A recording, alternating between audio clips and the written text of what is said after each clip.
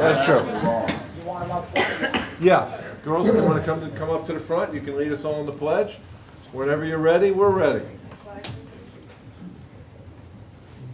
Allegiance to the flag of the United States of America and to the republic for which it stands, one nation, under God, indivisible, with liberty and justice for all. Thank you very much, Troop 95. And first up, I believe the mayor wants to recognize some of our town employees who were instrumental in getting the town back together after the tornado the other day. Good evening, everyone. Nice to see you here. We have a full house. This all happened at the last minute. Certainly our tornado event occurred Friday night and lasted throughout actually Sunday for the gentleman I'm going to call up here today. Most of the people were getting back to normal on Saturday. These people worked till I think 9 o'clock last night. We got our last station back on regular power. I just wanted the community to know about these gentlemen. These are not the gentlemen you see on the Facebook post. These are not the gentlemen that you may see out there on the road giving interviews. These are not the gentlemen that are, they're just not in the limelight, but their value is, I'd say no less important, probably in a lot of cases is more important. What the community doesn't know, and before I continue, Brian, can you bring up and put some names to some of these faces? This is Brian Johnson. He's the head of Department of Public Works. Let's give him a round of applause.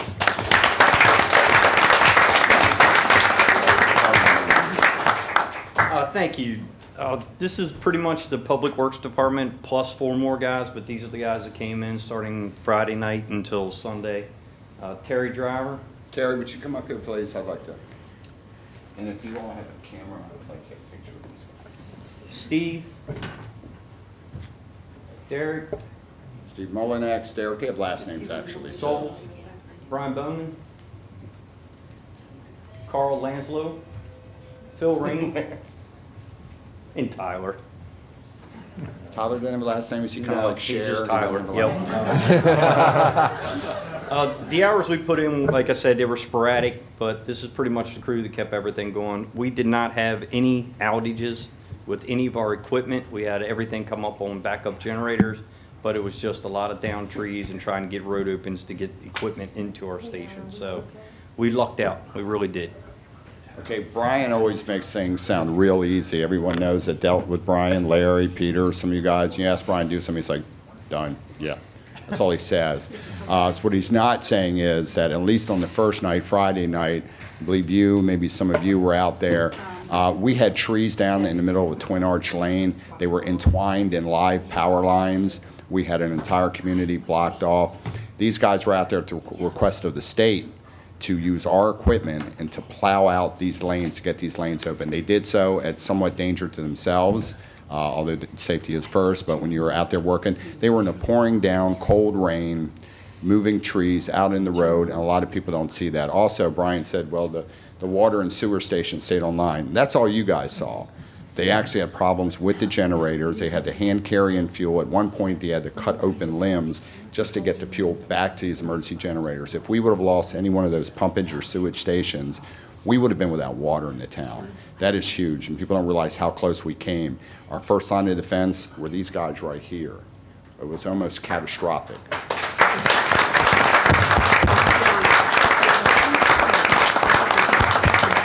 Yeah, thank you, Wayne. Thank you, Wayne. And that work actually continued on through Saturday into Sunday. I think you got your last fully operational station back last night around 9 o'clock when I reported. But again, Brian doesn't call and complain and say, Pat, we got a lot going on. You never hear anything from them.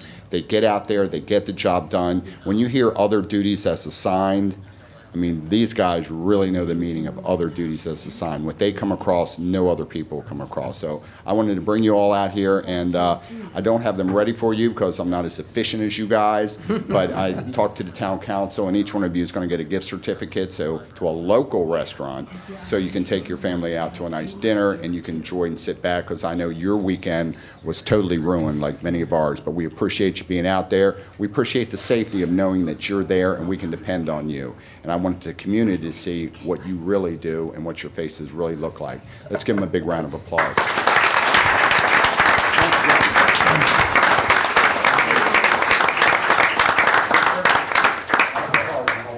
These are also the guys you're going to see plowing your roads and next time we get a snowstorm. Yeah, so it's just, These are the guys who are up all night long making sure the roads stay clear. yeah, it's actually one event after the other. It's a tornado, it's a nor'easter, it's whatever it is. There's another lady that can't be here tonight because she's out doing some type of public service. I forgot where Mary was at. But Mary actually came in to follow up with Bob and to open up Town Hall as an emergency shelter for those that didn't have power in case they want to use their cell phones, their computers. So Mary Van Meter's not here today, and she's another unsung hero. So thank you all very much. Thanks for being here.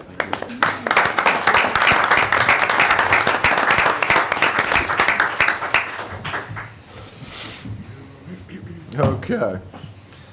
First up is approval of the council minutes for the October 1st meeting.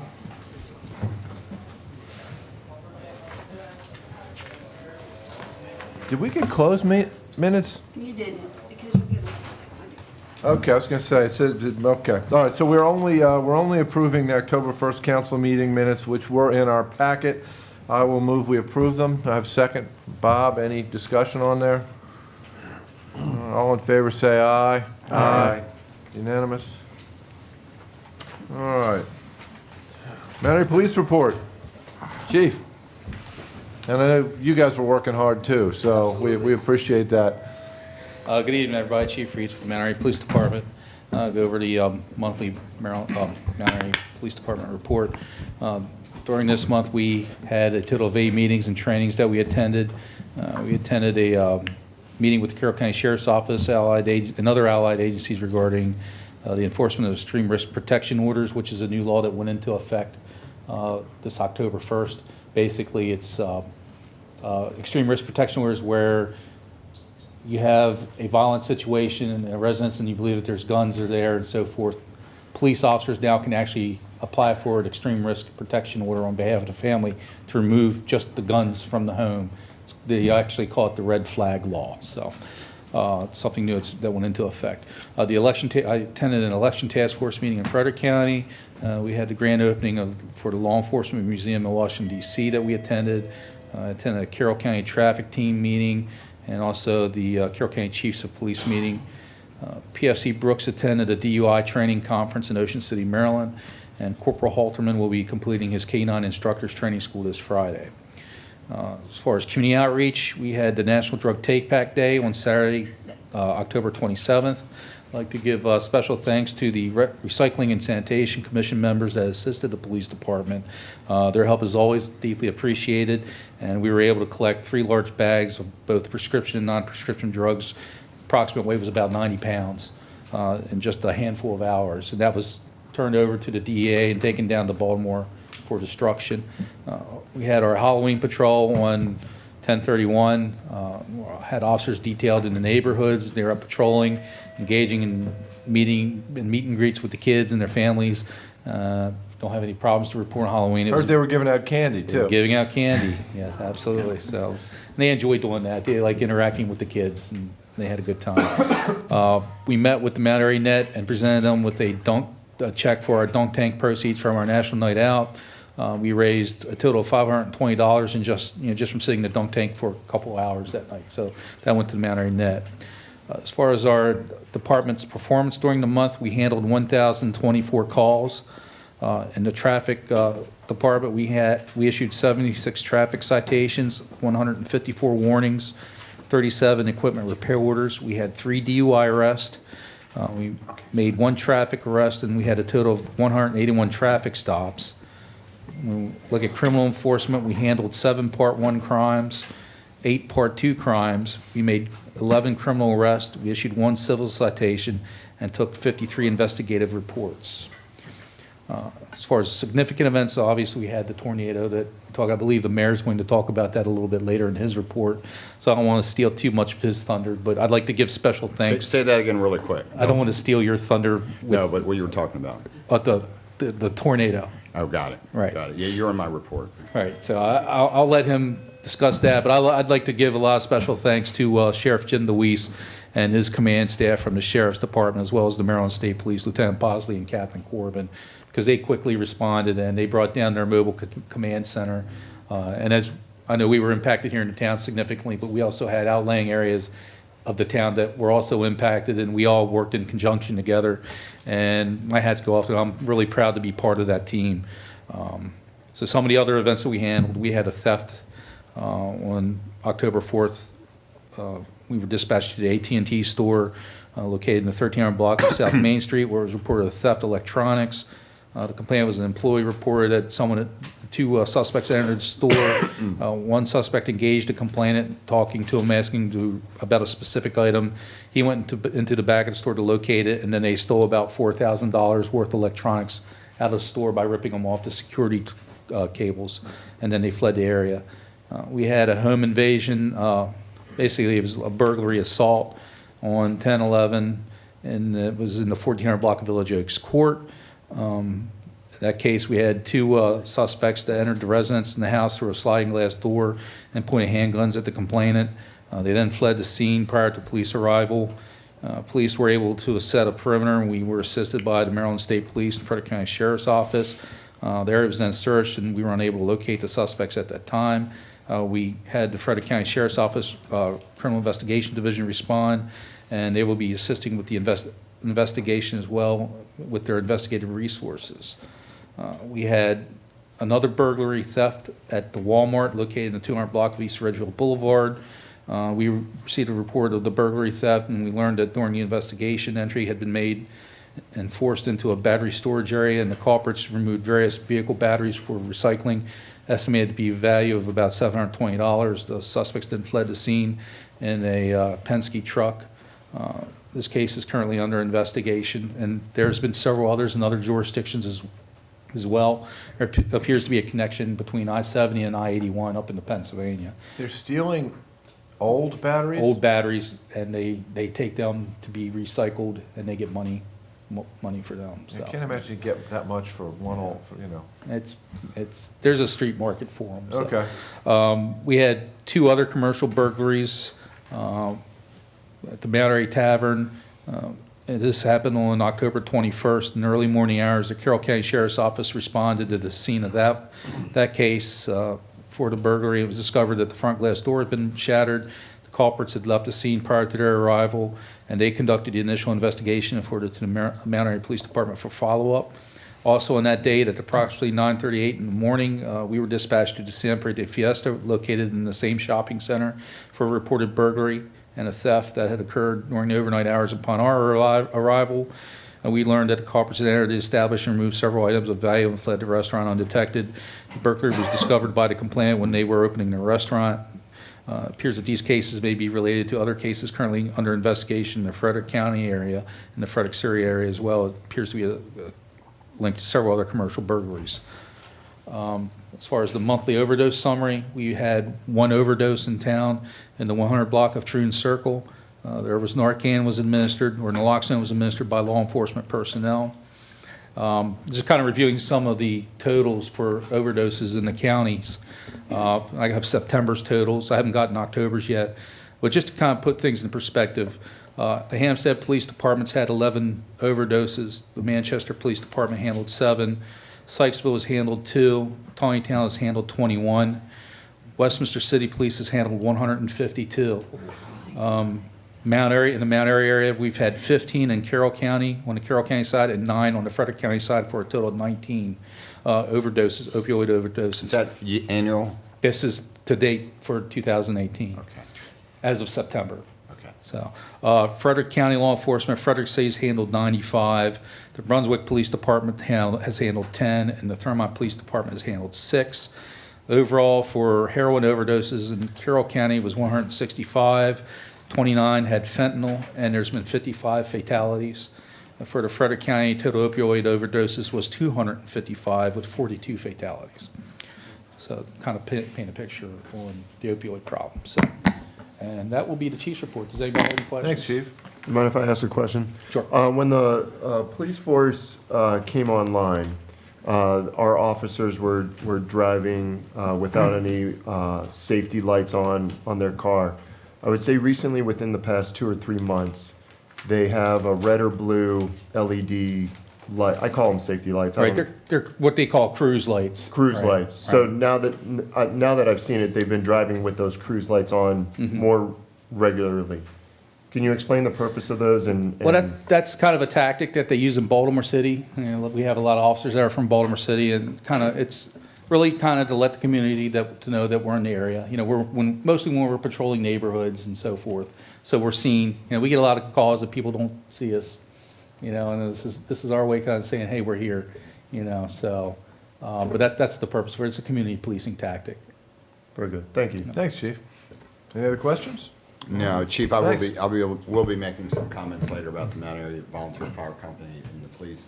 One of the things I'd like to reinforce, that you did have to work with the county, you had to work with the state police, and one of the things we looked for when we brought the police chief on board was, he's a former state police officer, his relation with the state police. We actually put Sheriff DeWeese on the board that helped us make the selection, and I am proud to say that, you know, that relationship or that association has really come full circle whenever we have an emergency, because we knew you were going to have to work with these folks should an emergency arise, and you already have a good relationship with them, and I think that helped us in these emergency situations. So thank you. And Pat, that's not only on the Carroll County side, it's on the Frederick County side. Well, that's too. right. Sheriff Chuck Jenkins was also on that board. He speaks very highly. Yes. No, thank you. It's good to know.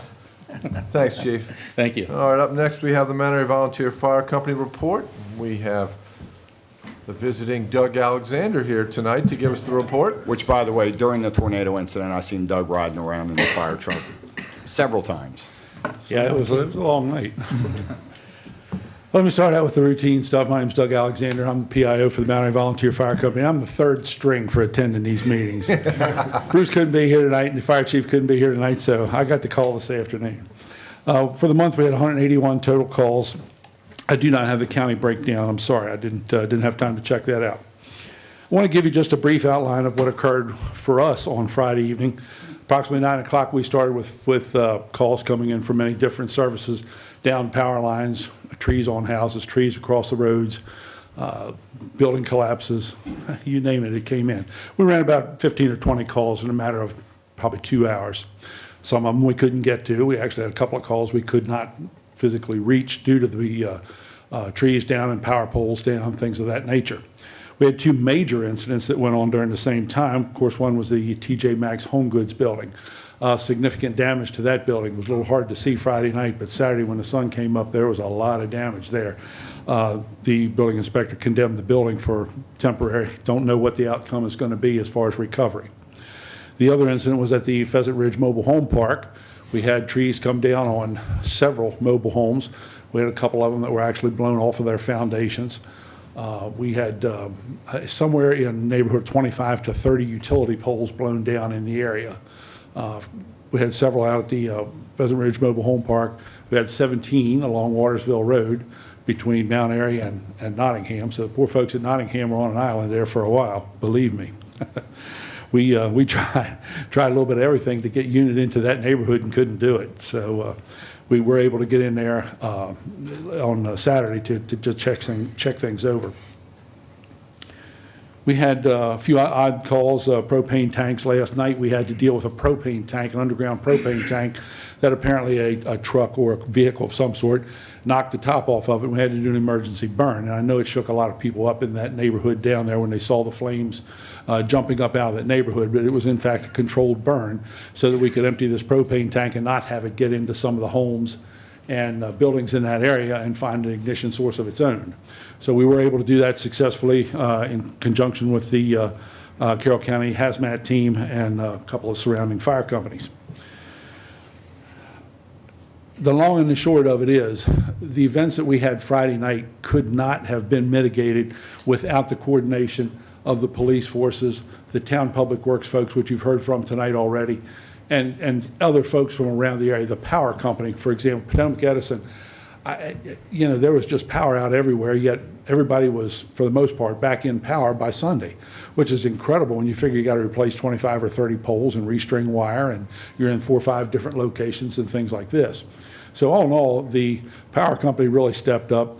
The police department at the TJ Maxx store and so forth, that was just seamless out there. I know I stood and did a television interview with Sheriff DeWeese, and his pointing out the fact that he was working with the Mt.Airy Police, the State Police, and the Frederick County Sheriff's Department all in the Mt.Airy area. That kind of says something for how well our agencies gelled and came together in time of need. So there's a lot of good to be said about those folks being able to work together and provide us with the support that we needed, and hopefully we were able to support them in what they needed. So all these things kind of have to come together, and in my not expert opinion, it did on Friday evening. So that's kind of the long and the short of Friday evening. A couple things I'd like to bring to your attention. We have several upcoming events at the fire department this next month or so. We have our barbecue drive-through chicken dinner this Sunday at the fire station from noon to 5. Barbecue chicken will be cooked right there. You can drive up in your car and get your dinner right there. Barbecue, half a barbecue chicken, 2 sides, and a roll. I think it's $12. We have our breakfast buffet next Sunday, the 18th. We also have the craft show, Christmas craft show on Sunday, December the 2nd, along with our Santa open house at the fire station on 12/2, that's Sunday. And then finally, we have our breakfast with Santa on December the 16th, which is Sunday, at the reception hall up to Carnival Grounds. One thing I'd like to mention for everybody to keep your eye out, and some of you have seen it, some of you haven't. We recently received our 1926 American LaFrance fire engine back that we had had out for approximately 2 or 3 years to have it restored. And if you haven't seen it, you're missing something. It is incredible. A really fine job was done by the company that did the work for us. And then our own members have kicked in, and we're probably about 99.5% done. I think we've got just 2 or 3 little odds and ends to do to it. But this thing is beautiful. We will have it out for the Santa Parade this year and run it through the Santa Parade, and it'll be all shined up and ready to go. After the Santa Parade, we're going to put it back in the museum. It's been out of the museum now for about 5 years. So we'll put it back in the museum at the firehouse, and you'll be certainly welcome to come and see it for the, I think it'll be there for the open house. And then, after that, we should be at the fire station. And everybody's certainly welcome to come up and see us. That's my Thanks, report, Doug. sir. Doug, before you leave, how many people can drive that truck? 5. Is there 5? I only thought there Yeah. was like 1 or 2, Mr. No, Brightwell being one. There's So 5. There's 5 of us. About 5 people No, I can know there's drive it. 5 of us because I would be one of them. Okay. So a lot of you gears have to and have special- levers, yeah. Well, you tell you what, you gotta have a strong leg to push the clutch in. Okay, it's an amazing It's machine. got a backwards gear shift. It's nothing like you've ever seen It's before. so cool. And I also want to let you know I did receive your letter, Oh, good. and we are working on that. Okay, great, Okay, thank great, you. good. Any questions I can answer? Yeah, I just want to make a comment. You guys had an open house on October 7th. Yes. We saw a lot of children up there. It was a great event. Learned a lot about, for me, a lot about fire Good, alarms thank you. now. And so anyway, appreciate you having Sure, events thank you. like It's I'm glad to hear that. I mean, it's nice to know that we're getting the things out that people need to hear. Yeah. Okay, thank you. Good. Thanks, Doug. You bet. I think the mayor wants to touch on Yeah, we're something going for a second. to kind of break away. Normally, I would do this mayor's report, but since we're on the topic of the storm, I just want to get that portion out of the way in the mayor's report. I'm going to try to summarize what's in writing in the back for all of you. It's on Friday evening, as we know, November 2nd. We were hit by a tornado. The winds were 90 miles an hour plus. There was extensive damage to commercial homes, residential structures, utility services were all impacted. Our town's role was mainly one of support, coordination. We also ensured those that weren't familiar with the community became familiar with routes. We had a 600-home community over Nottingham that was actually fully blocked off at one point, where residents were walking down the road across potentially live power lines to get to their homes. So we wanted to remedy that really quick. When I talked to the gentleman on the site, he was from West Virginia. He said, "Sir, I had no idea about your community." So we were able to coordinate with him, let him know this and that, this and that. And I'd like to echo that the Carroll County Roads crew did a phenomenal job. So did Potomac Edison. We thank those that work behind the scenes. I won't go back into that. The things they did were phenomenal. Every person here at this table, I know Peter was at an MML meeting, but he was checking in with me. We were trying to make sure everything went smooth, but every one of these people here, they were either manning an emergency station, they were working a chainsaw, they were getting refreshments and giving a warm smile. Every one of your council members was out there on the road. We really appreciate that so much. The community was just outstanding, what they did for each other, that humanity that they showed and the resiliency that they showed to their neighbors. They were taking people into their homes, providing food, opening up their refrigerators for those that had medicine. Jason, you're quite welcome. I'd like to thank the businesses that stepped up to the plate.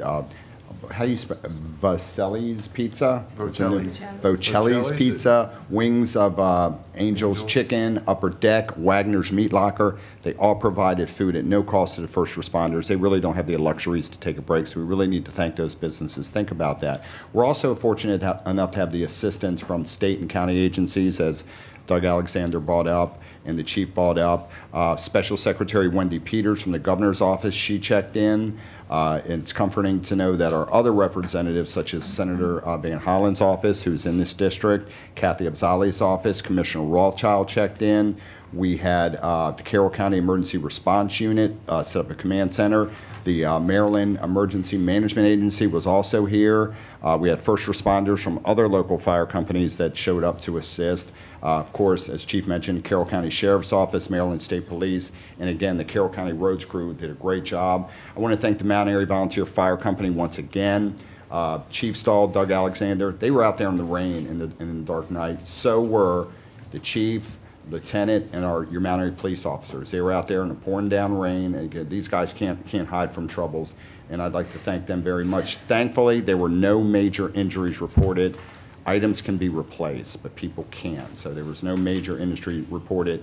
Mt.Airy came together as a team that night and throughout the storm, and we weathered a tornado. That was pretty much a direct hit.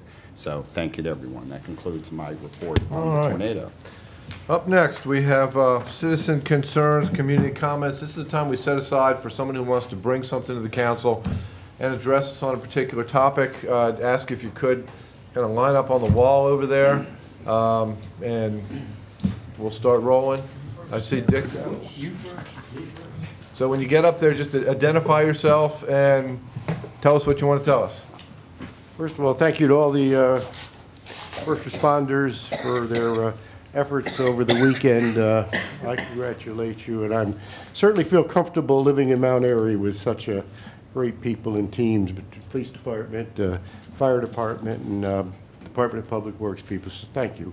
My name is Dick Swanson. I'm here actually representing the Water and Sewer Commission, and I wanted to let you know about the Water Resource Coordination Council, known as the WRCC. They won an award, a certificate of recognition from the Water Resource Utility of the Future Today. That's a mouthful. At their October 2018 conference in New Orleans, Jeff Glass, who is the representative from Westminster on the WRCC, was there to accept the award. This is an international award, and it was given out to only 32 different entities in the world. One from Canada, there was one from Australia, and several of the United States, and one was Carroll County, Maryland, the WRCC.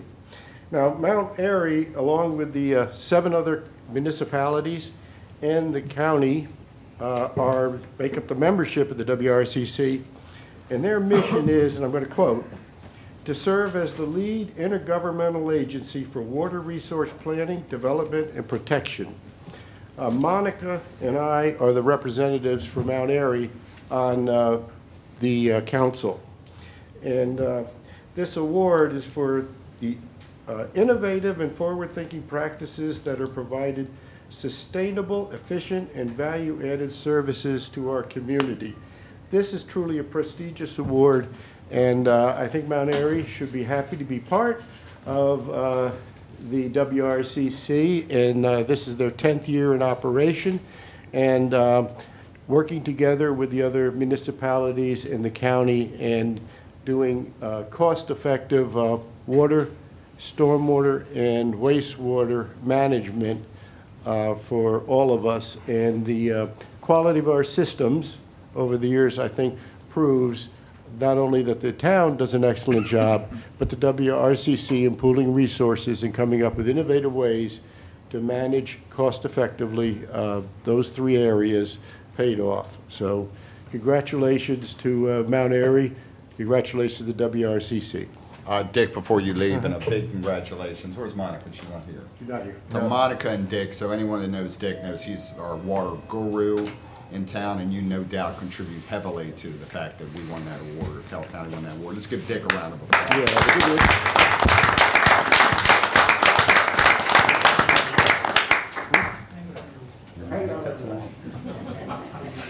Thanks, Dick. Rick, you're up next. Thank you. Rick Blatchford in Nottingham, one of the neighborhoods that was pretty well hit. Everybody's thanked everybody except one person.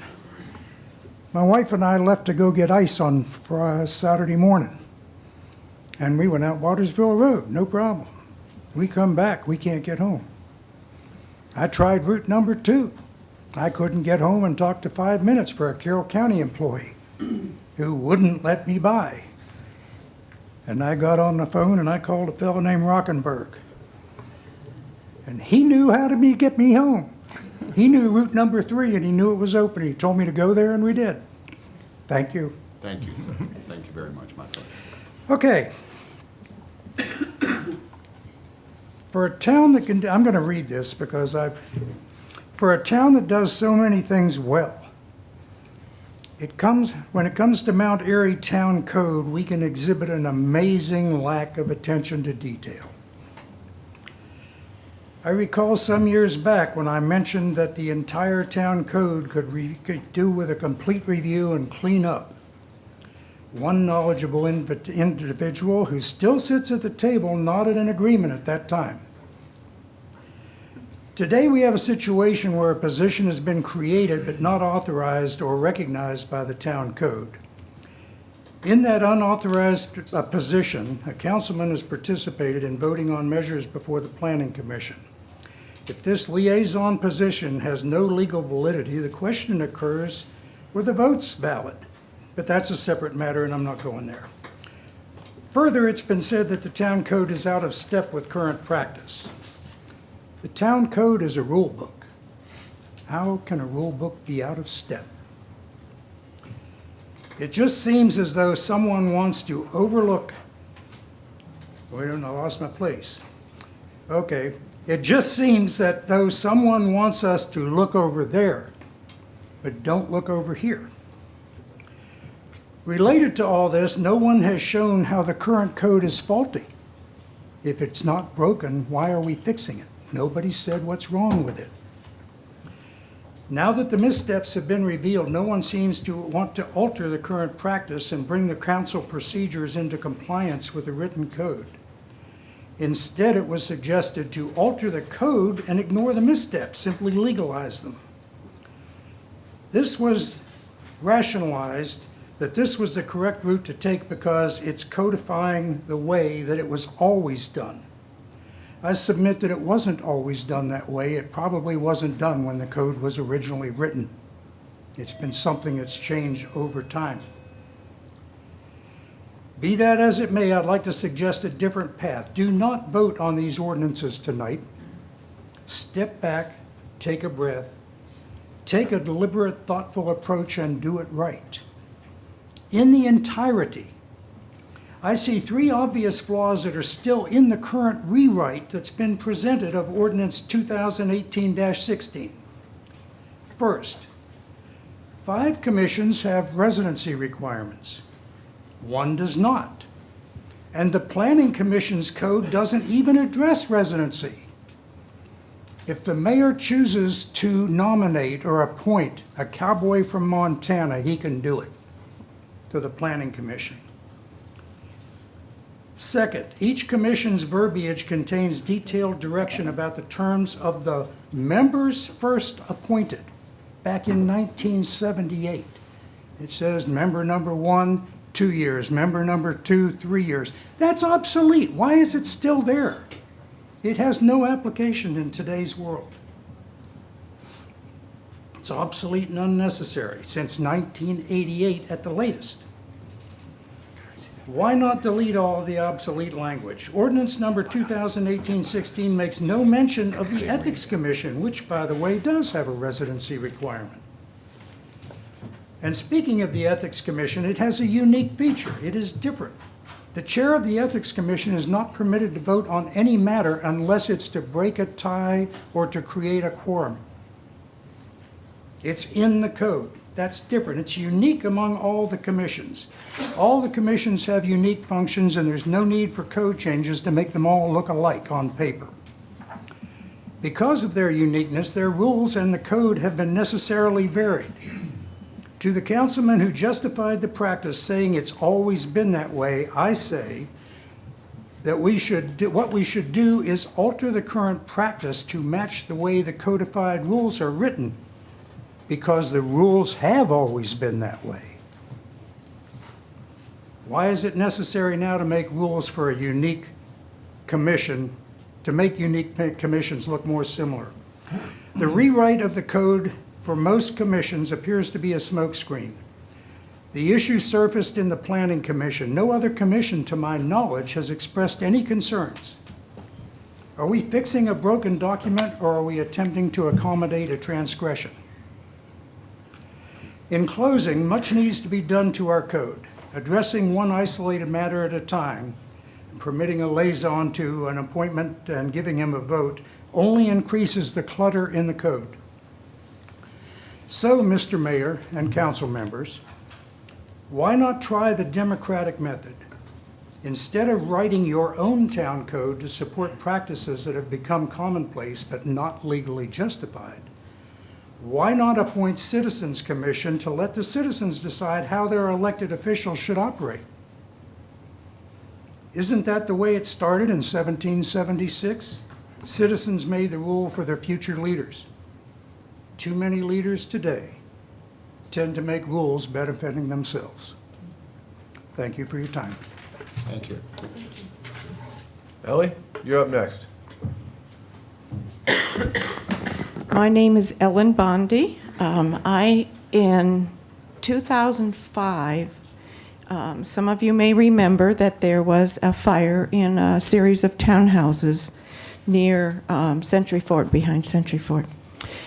At that time, there was a fire fund, family fire fund was established. And ironically, Justin Green owned one of those townhouses. And Justin Green has stayed involved with the organization that was established called the Family Fire Fund.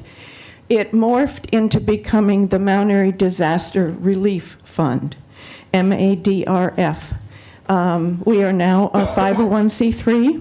We have been active since before the Mt.Airy downtown fires. We have helped with disasters, explosions. We've helped a family that had 4 funerals in a matter of about 6 weeks. But we are an organization that kind of goes to sleep in between occasions when we're needed. One of the reasons why I wanted to come here tonight was to remind everybody that we are affiliated with a local bank. That bank is willing to hold funds without taking any percentage of those funds. I hope you can read between the lines there. So we are willing to help anybody who would like to donate to anyone who suffered through the tornado and all the problems that are sort of filtering to the surface now. I'm just learning about things today that I didn't know about. Ironically, this committee met Friday morning at 8 o'clock. On Friday morning at 8 o'clock, we decided that we needed to establish an organizational connection with all of the service organizations, the churches, Mt.Airy Net, every other group in town that has a big heart. And we needed to make sure that everybody was aware of who we are, what we're trying to do, what we've been doing for more than 11 years. So based on that, what we've decided to do is kind of a 2-step process. One of the steps is to meet in this room tomorrow evening at 7 o'clock. And what I'd like to do at that time is create a contact group of folks who are willing to help. And we need to create another list, or I guess a list, of folks who need help. And remember I mentioned the name Justin Green? He couldn't be here tonight because his brother's house is not habitable. So ironically, he was a victim of the fire, the first fire that started this fund, and he is the one who set up our website for us and is a great supporter of this group. So if you go to Mt.Airydisaster.org, it's Mt.Airydisaster.org, you can learn a little bit more about us. But what the other thing I'm trying to do tonight is, if all of you will spread the word, I just would love to have like an open circle conversation here tomorrow night to get it started as to how we can help. I know somebody said we could do a barn raising for the Nils, and that's not feasible because insurance has to come in first. But there are residences, obviously, this Justin Green's brother, I don't know his name, I don't know where he lives, I just found out about this an hour ago. So in my involvement with the group, that's my immediate need or feeling, is that I'd like to help people talk to each other about how to help. And then Bill Butts also is a member of the group. The group right now is Kathy Fratali, who it started with Denny Ahalt at New Windsor Bank. And was replaced by Kathy Fratali, who was also, that's where our account is. And Jerry Simon from the Kiwanis Club, and Bill Butts, and Denny Ahalt, and myself were the ones at the meeting Friday. So we were also talking about the irony. We met at 8 o'clock Friday morning and decided that we needed to establish this network. So Bill is very interested in working with the groups to firmly establish a network, but I just want to start the conversation tomorrow night. Thank you. Applause to you, Ellie. Thanks, Ellie.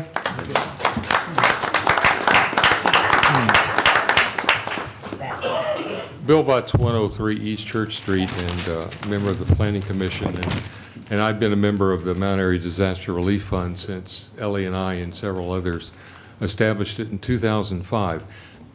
Mt.Airy has always been a very unique community. We are strategically located. We're off by ourselves. We respond to multiple jurisdictions in multiple counties. In the spirit of the agricultural community, we've needed to be more self-sufficient than most communities, and we have been. And we have a huge capacity of volunteers and people who care. And because of the movement over the years, we have a tremendous breadth and depth of capability and experience and insight. It makes us very, very special. But you know, if you don't plan, things happen. And that's what we realized when periodically, it seemed like almost every year, Mt.Airy would have fires. There would be families that would be burned out. It might be a residential area, it might be a downtown area. In 2007, it was our downtown, okay? If that probably hadn't have happened, and if we hadn't have organized and responded, our downtown would be dead by now. That fire probably saved us. And then out of the blue, we had a tornado. When was the last time that a tornado hit Mt.Airy? Okay? You can see the handwriting on the wall.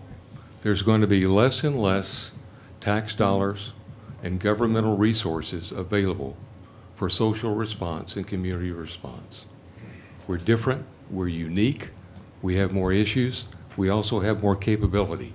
So what Ellie is suggesting to you is something that several of us have been talking about for several years. We want to establish a community services council. We want to pull in representation from our service clubs, from churches, from VFW, from Legion, from the fire company, from Community Ties. There are at least a dozen local organizations that have the capacity to respond and want to respond. We need to coordinate our efforts. We need to be on the same planning path. What we're announcing tonight, and Ellie has said we have the opportunity of this facility tomorrow evening to start the discussion. We're going to be reaching out to those groups and to neighborhoods okay, if you want to be a part of it, we're going to establish a connection that starts to plan and start to say, what's the capacity we need to have in place? What are the available services and capability that's out there locally and via the county and elsewhere, okay? If you don't plan, you can't expect what happens afterward. So we're going to be ready. And we're going to start the conversation to it say, let's at least be in greater connection and let's respond to the extent that we can. A community services council is something that this community would benefit from. And quite honestly, we have the capability to do it. Bill, if I could, some time ago, Debbie and I, there was a recent fires where people were burned out, and Debbie and I assembled a list of resources, St. James, blah, blah, Good, blah. good. We have a list that we'll turn Okay. over, and this list we've been sending out to people that have All been right. burned out. It's not as formal or as broad as what you're doing, so I applaud the efforts, but Well- I'm sure a lot of the council members, I know myself, will be there tomorrow. I'll bring the list that we've already compiled and that we've been using, and we'll use that to complement the drive that you all are doing. And I think that started way back with Frank Iliano, Frank Johnson. It's, and there probably have been a you. lot of people over the years that Yeah. said, we need this. And it's kind of fallen off, so it's We great also that you're need some resurrecting. some type of coordinated communication that gets the word out, so. And we'll also help with that. Okay, good. Good, good, good. Welcome. Hi, my name's Norm Johnson. I'm here on behalf of Patty Washabaugh. I promised her I would come up here and tell everybody about the town that I live in. I live on the Carroll County side. I first met Patty at a campaign stop in my subdivision, and I think I startled her. I came out behind my vehicle, and our first meeting was a startled meeting. Well, anyway, we had a discussion about her plans for the town, my ideas for the town. And I told Patty a lot of things that I liked about Mt.Airy. I've been here 30 years. A lot of people have been here a lot longer than I have, but I just like to say some of the things about Mt.Airy that I really like, that's done well. Police department, the fire department, our maintenance section that were here earlier, they do a fantastic job. The daily mundane stuff that they do, the mowing, they keep our tennis courts. I play at the tennis courts over at Watkins, and they keep it clean. The town is kept clean. From the mayor to the council members, I know several of them. They listen to your needs. The mayor's been to my house personally a time or two, and has helped me with some issues. And then Patty as well. I was real pleased that she came. I liked some of her ideas for the town, and I'm a proud resident of this town, and I hope to live here for a long time as well. So my hat's off to everybody. I didn't mention everybody that I could have, but the infrastructure, the town, the people, it's a great place to live at. So Thank you. Can I just say one thing? Thank you. I just wanted to Pete. say, if I could, very briefly. So I met Norm on the campaign trail, and we became fast friends. And he kept saying, well, when you win, I'll come to your first meeting. So I said, okay, I'll make a promise. If I win, you have to come. So thank you for keeping your promise. And you kept yours. That's Yes, good. I kept mine. Hey, Pete, you're up. Thank you. Pete Ballas. So, isn't it a great town we live in? It is a wonderful town. It just totally, totally is. So, it's been standing along the wall here, and I've been thinking as people have been talking, there's one person who did not get thanked tonight. We thank the fire company, we thank the police, we thank the town council, but every group needs a chief and a CEO. And Pat, you are our CEO in our town, and we're damn lucky to have you. It's a great town we live in, and a lot of that is to you, and I applaud you.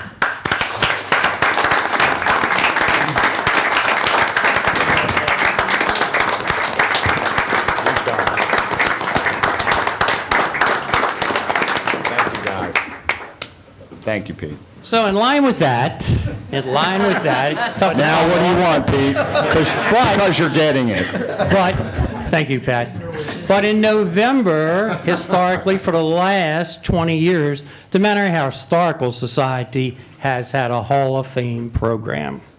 And there are people in this room who are Hall of Famers, but we are soliciting nominations during the month of November.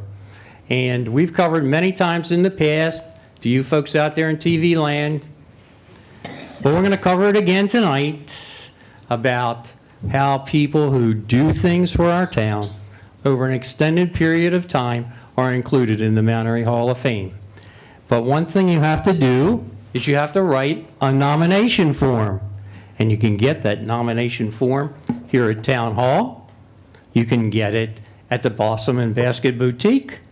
You can get it at our historic downtown museum, the railroad station. And if you haven't been there, I encourage you to come over. You can also get it online this year, which you had been able to in the past, or you can use the Historical Society's website at earthlink.net. Now, the nomination form asks questions. You may not know the answer to some of those questions, but I encourage you. There's many, many people who have done outstanding things in our town and continue to do so. The only thing I ask you to do is make sure you put the nomination form in the mail by the end of the month.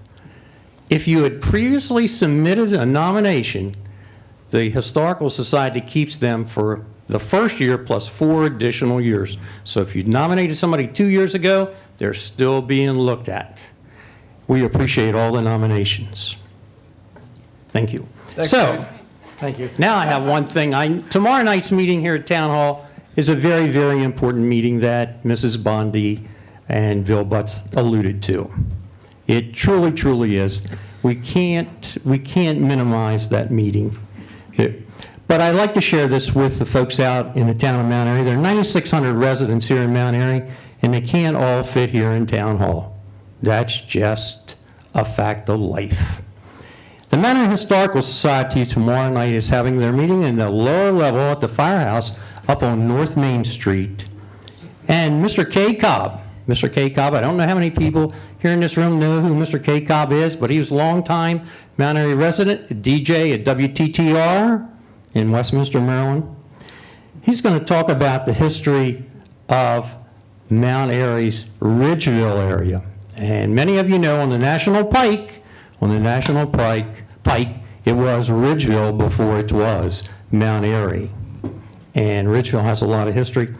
And he's going to talk about and show slides of some people, Mr. Howard Kane. I'm going to tell everybody where Kane's was so that you know. Kane's Corner was right where the Gas and Go station was.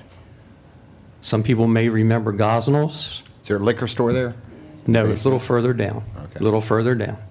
And he's also going to talk about Councilman Mac Molesworth. So it's important to be here for Ellie. I understand that, but if you can't make it, you can't get in the room, please come up to the firehouse on North Main Street, 7 o'clock, short business meeting, and then Kay will be there.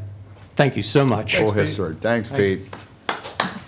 For people that don't know it, Pete's father was the first town attorney, so he's got some personal history with the town.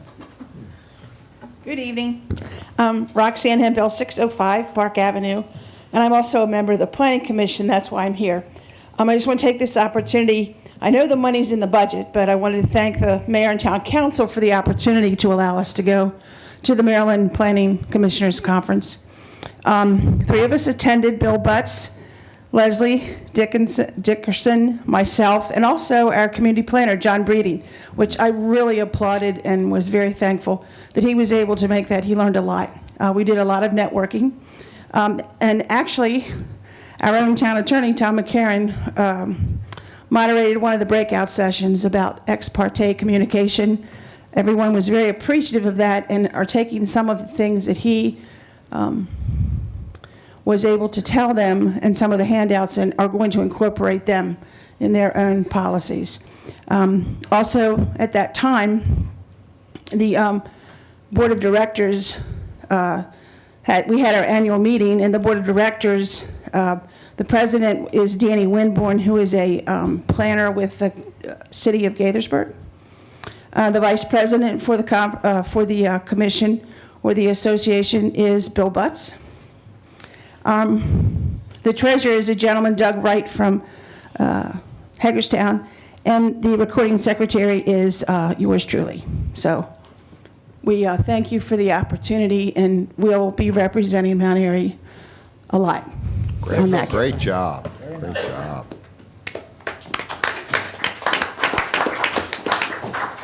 Dick Swanson, again, 1107 South Main Street, representing the Ethics Commission.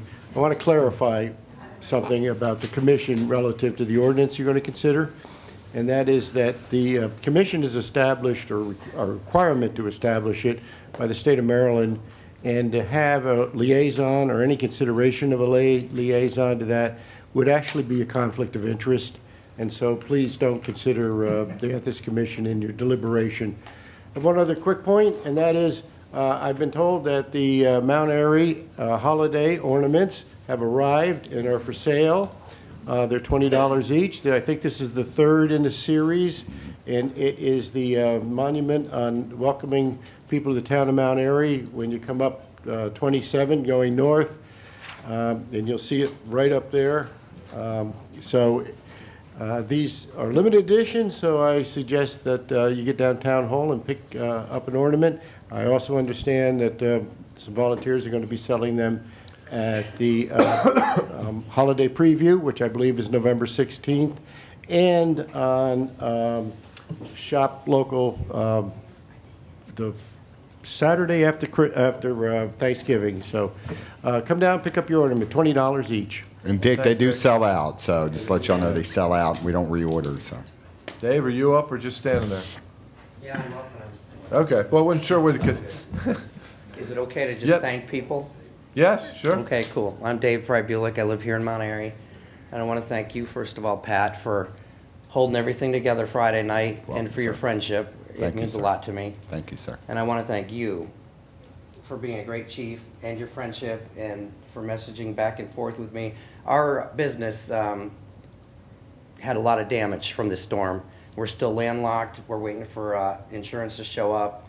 Can't get any of our equipment out. And I sent a message to him saying that we didn't have power, no security. Can you send your guys through there? Well, everything is still there. We have power back. All of our fences are down. I mean, people can get in there. So you guys are awesome. Thank you. Thank you, Dave. Thanks, Dave. We appreciate it. And thank you for being out there. I seen you out at Ground Zero. All right, on to ordinance. Scott, did you want to go? Okay. On to ordinances, resolutions, 2018-16. This is to clarify the council liaisons' voting position, essentially on all of the various commissions that the town has. I will move that we accept it. Bob is seconding. All right, discussion. Yeah, I don't accept it in its current form. I wouldn't support it, and I asked Tom at the last meeting to create a version of it, which we all have in front of us. We all have it here. That basically, the meat of it is that the council liaison would be operating with the planning commission as a liaison and not with a vote, not a voting member. And I've done quite a bit of research online with different towns. I made some copies of this to kind of get them around. You kind of pass those around. These are, I pulled off a line the way that different towns operate throughout Mt.Airy, Middletown, Brunswick, Thurmont, Sykesville, Hampstead, Cumberland, Cambridge, Easton, Westminster, Frederick City. And just to see if there was something that was standard out there. What I found is that there's nothing standard out there. Everybody's code is a little bit different. Everybody operates a little bit different. It seems like the smaller towns tend to allow their council member a little more latitude in terms of being a voting member. When you get to a bigger town, then they tend to operate where the council member becomes an ex officio member and a non-voting participant. But having said that, there's exceptions in smaller towns and bigger towns to that rule. But my feeling is that the council member, the planning commission works per the land use article. It's different than Parks and Rec, it's different than beautification, any of our other commissions. It's regulated by the state law, and based on that, I think that the planning commission needs to be separated out from the rest of the commissions. I have no problem with on all the other commissions, a council member being a member of that commission and also having a vote on those commissions. But in terms of the planning commission, I think it sets up a scenario where a council member who is also by default a politician, an elected official, has a responsibility to talk to all constituents throughout the town, businesses, developers, contractors, residents, certainly, renters, property owners. We have a responsibility to talk to everyone. It's in our job. It's inherent in our job. We're trying to get elected, trying to get things done, trying to do good things. By virtue of being a politician, we're stuck in a position where we show up at the planning meeting, and if we're a voting member, it's kind of hard to cloud all that conversation that we have going on. It becomes, it's almost like ex parte conversations or conversations with some people that could influence a planning vote are the very people that we have a responsibility to talk to. So when you show up at the planning commission, you know, my feeling is several planning commission members here, so they can speak to it. But a planning commission has something presented to them, or perhaps they're trying to put in an ordinance change, something along those lines. But when something like a development comes before them, they look at the town code, and they look at the APFO, the Adequate Public Facilities Ordinance, and they decide if something is going to fit within that box, okay? And they make a judgment call based on the code, based on the APFO, and based on things that are basically in a bubble to them. But we don't. We have to look at the entire town. We have to look not only at the entire town, but we have to go all the way up to Christie Acres and consider what we're doing to our neighbors. We have to consider all the people who come in here and shop at our stores. So my point to that is that ultimately we get to make a decision at this council table. We're elected to make a decision at this council table. The mayor appoints people to a planning commission. That planning commission needs to be operating per the state law, state code, and in the interest of protecting that. I don't see a reason why a planning commission member, or why a town council member needs to be making a vote at a planning commission meeting and then again here at the council table. So my feeling is, and about half the towns on my list here, do not allow the council person who's a liaison to a planning commission to have a vote at that meeting. And I think that's probably the safest way to go to keep the council member out of trouble, also to keep us out of trouble as a town in case, in case of litigation further down the road, anything that comes up that looks inappropriate. Because I would venture to say everybody at this table has had a conversation with a developer in this town. Or we stuck a sign on their property, or we did something. So, but that's our job. Our job is get out there, get votes, and represent our people and our views. And if we're doing it right, we get elected. If we're not, we get thrown out. So that's my feeling. So I guess at this point, the question would be, do you want to, you're proposing that we amend this? Yes. To make the changes that you want in yours? Yes. Well, I guess I guess we need a second and a motion to amend. I would second Got a it. second from Patty. So any discussion on his motion to amend? Yeah, 24 years ago, I came on board with the Board of Parks and Recreation and have been involved from that day to this. When I came on board, our council liaison was a full voting member of the Parks and Recs Board. When I first got elected to this job in 2012, nobody ever questioned that the council liaisons voted at all of the council, or all of the commission meetings. What we're trying to do is we're trying to take what exists, what we do in practice, what we've been doing in practice without shame. It was not dirty when it was put together, as it appears some people think now. It's nothing more than, it's at some point, longer than 24 years ago, this is how they handled voting. So, you know, I won't be voting for Larry's amendment. I think what we need to do is we need to take the original Tom has gone through and he's written this ordinance for us that brings us back to where the town code will now say what we are doing. We are practicing what we preach. And at that point, if we want to start discussing changes to that system, that's fine. But I think tonight, we need to vote to put into the code what we do. Jason, you got any comment? Yeah. I don't necessarily have a side on, or a dog fight on either side. As Councilman Hushhour mentioned, that about half of the towns that he brought forth, there's really no structure to whether they do or don't. And who is it to say what is right and what is wrong based on what the other municipalities are doing? At this point, it's a judgment call for our town, what we feel is in the best interest for our residents, and I think also to maybe provide some protection to our own selves for future decisions.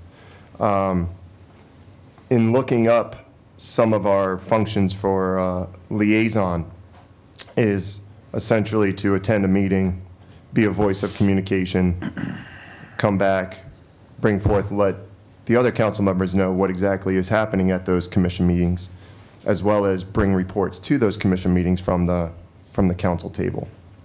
I feel a little indifferent about taking away one vote from a planning commission perspective. As you mentioned, Councilman Hushhour, that from developers and those types of things, it might be a different buy-in from a planning commission perspective. However, Parks and Recs might also have that same problem later on, putting in a basketball court, looking at other people's views, but still having a vote somewhere else, as just one example. So where I stand would be to, if not to correct the code to the possible practice that's been going on since 1894.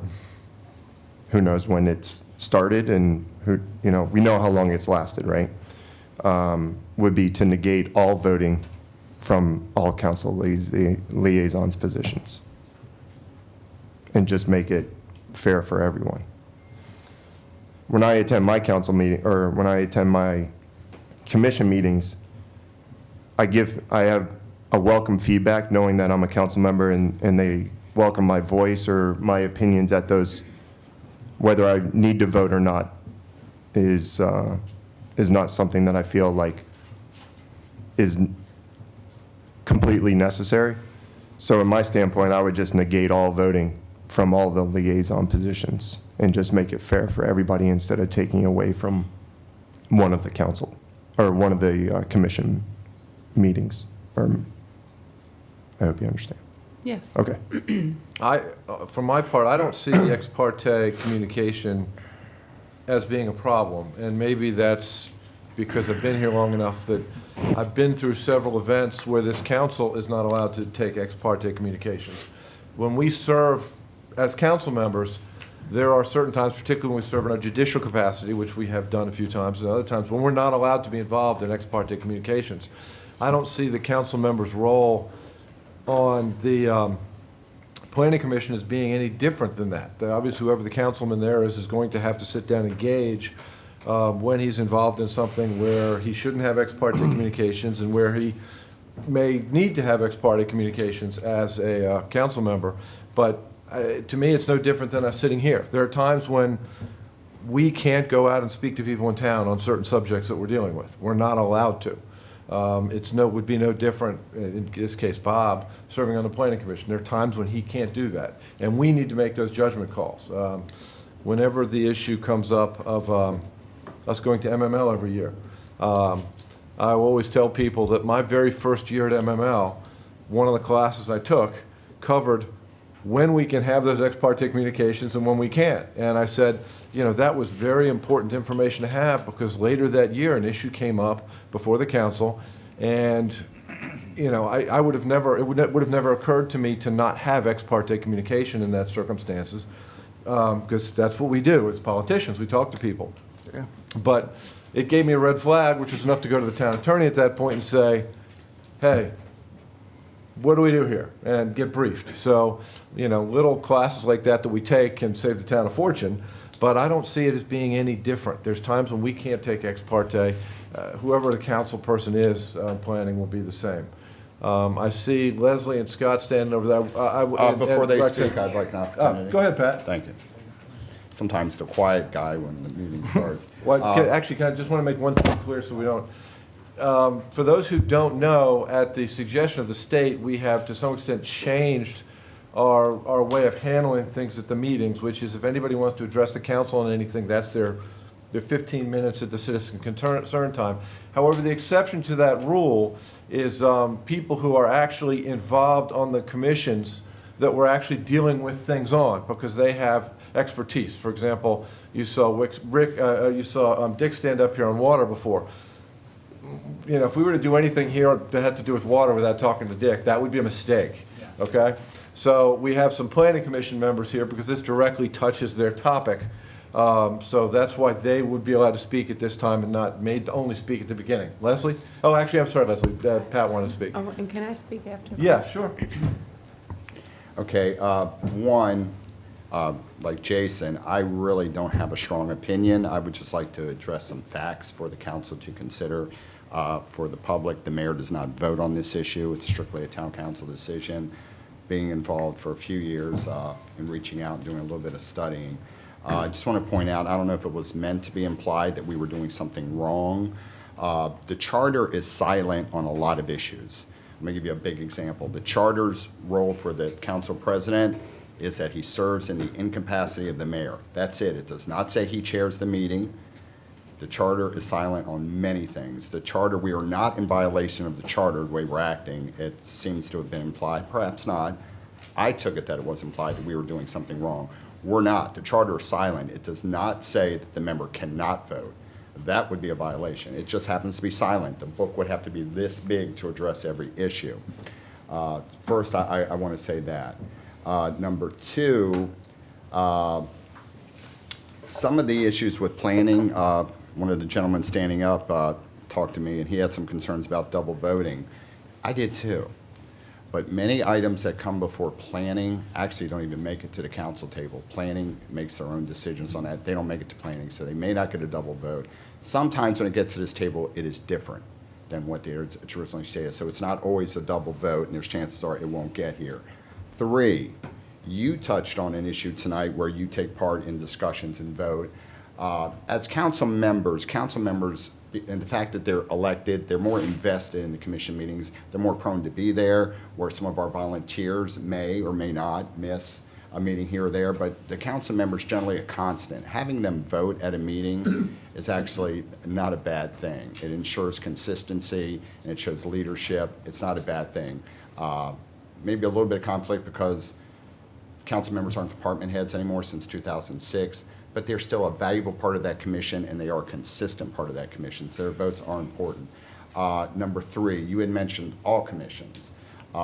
Many of our commissions are advisory only. with the exception of planning and actually the Parks Board. They do have some powers. So I don't know that I would broaden it to say all commissions, perhaps, but definitely if you're going to do it for planning, you have to do it for parks, because those are both commissions that have actual powers and would be in the same, if it is in fact a conflict, it would have the same conflict. Those are just things for you all to consider in doing your vote, and I know you'll make the right decisions. And one of the things I would like to point out, it's been pointed out several times that people at this table agree too much. It's not true. We do so, we have different opinions, and we do so civilly, and we will continue to do so civilly. And if that doesn't please some people, I'm sorry, but you will deliberate, you will have different views, and we'll get a good answer out of this, so thank you. Patty, I think you want to go next. Yes. I was a member of Planning Commission over 9 years for 6 of those years. And I would like to give you a little background of why this even came out.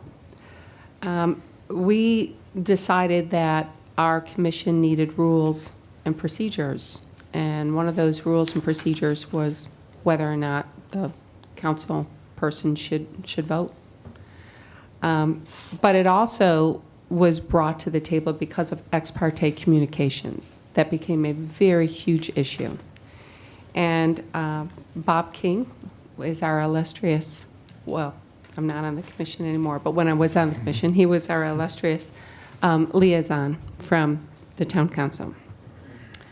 Bob mentioned more than once how that was a direct conflict as his position as a council person, because as somebody that was elected, he needed to talk to people that voted for him. He needed to talk to developers.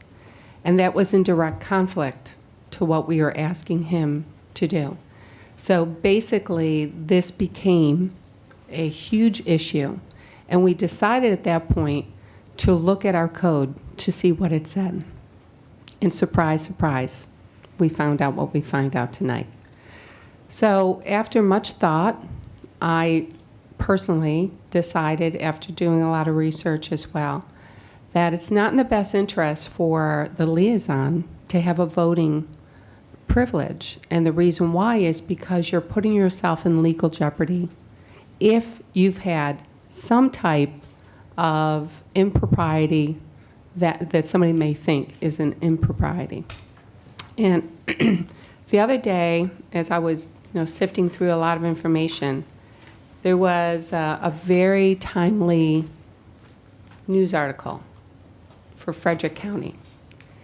And what happened in Frederick County is that there was a Monocacy River plan that was the same for years, and the board, recommended that it stay the same. And a few years back, that board changed, and there were people that were more environmentally, thinking than the people before. And because of that, the people that own land by the river, got these notices that things were changing, and they were very up in arms because they felt like it was a land grab. So this plan comes before the council at Frederick, and it's split right down the line, 3 Democrat votes, 3 Republican votes, and it's up to the president to vote. And he sends it back to this board to look at again. And people were up in, the environmentally more sound people were up in arms over this. And he had a discussion. What's key here is he had a discussion with the vice chair's wife about this plan. And because of that, now the other side has contacted a lawyer, and they're looking at ethical violations. Okay? Now, I don't know if he did anything wrong or not, but in that article, it talked about the difference between the Planning Commission and elected officials. So it's not a stretch that there's a real difference between the two bodies. And I just think, as a town, we don't need to put anybody in jeopardy. We don't need to put the town in jeopardy and be expending any kind of legal fees because of that. I feel as though the liaison for the Planning Commission should be an advisory, and it's a good advisory. And what happens at the Planning Commission should come back to this table so that we all know what's happening at the Planning Commission, just like we know about the other commissions. But I do believe that it doesn't have anything to do with trying to take any power away. It's simply looking at the town's best interest. Peter, can I have one thing here? Do you want to let Leslie go first? Okay, Leslie. And then Scott, and then Roxanne, and then. Thank you, Councilwoman Washabaugh, for giving me some of the history, and actually, Councilman Holt, because you have put into context what is very important, which is that even council people cannot have ex parte communications in certain instances. And as Patty mentioned, this all came to the fore because for months, starting back in January or February, we started to draft guidelines, rules about how to run the Planning Commission. Now, these are required pursuant to the Land Use Article, Section 2105C. They're mandated that we have rules that about how we conduct our business. Councilman King, our liaison, was very up in arms about us even being allowed to draft the regulations. And then when the ex parte issue came up numerous times, we spent a tremendous amount of time on this rather than doing the Planning Commission business. He was adamant that he could go out and talk to people, as Larry and Patty and everyone has said, that's your job. He kept giving Doc Fool as an example, and then he could come to the table and still vote on an issue that was before the council with the example Doc Fool, even though he'd had ex parte communications, because it was his job as a council person, and the council somehow dictates or like rules, it's higher than has authority over the Planning Commission, which is not accurate, which we've tried to explain. The land use article is what has, governs the Planning Commission. So that is why we even got to the point, as Patty said, and this has come up occasionally, just, informally, like, why are they voting? Should they really be voting? But this became very serious. And so, as I think that Rick Blatchford, not shaming anyone, was very eloquent, and I think the context that he set was actually a good one, because just in terms of doing this piecemeal thing, this is a rush job, and it really should not be happening in this way. But so basically, it was determined by most of the Planning Commission. I can't speak for all of them, but I know at least most of them agreed that we did not think the liaison should vote. Okay, so, and I've mostly explained why. Now, in addition, as sort of has come up, this is the legislative body. This council is a legislative body. The Planning Commission is an executive creation. We're a part of the executive branch. Yeah, we're from the land use article, but the mayor appoints to the Planning Commission, and you guys approve, the council approves. So there is a separation of powers issue. Why would a legislative person vote at the council, at the Planning Commission table, and then come here and vote? That's two different branches of government voting on the same issue. So that, to me, is huge. And it's similar to the two vote, but it's different because it's a separation of powers issue. Now, the other thing, getting thirsty here. Anybody got a bottle of water? I'm almost done, sorry.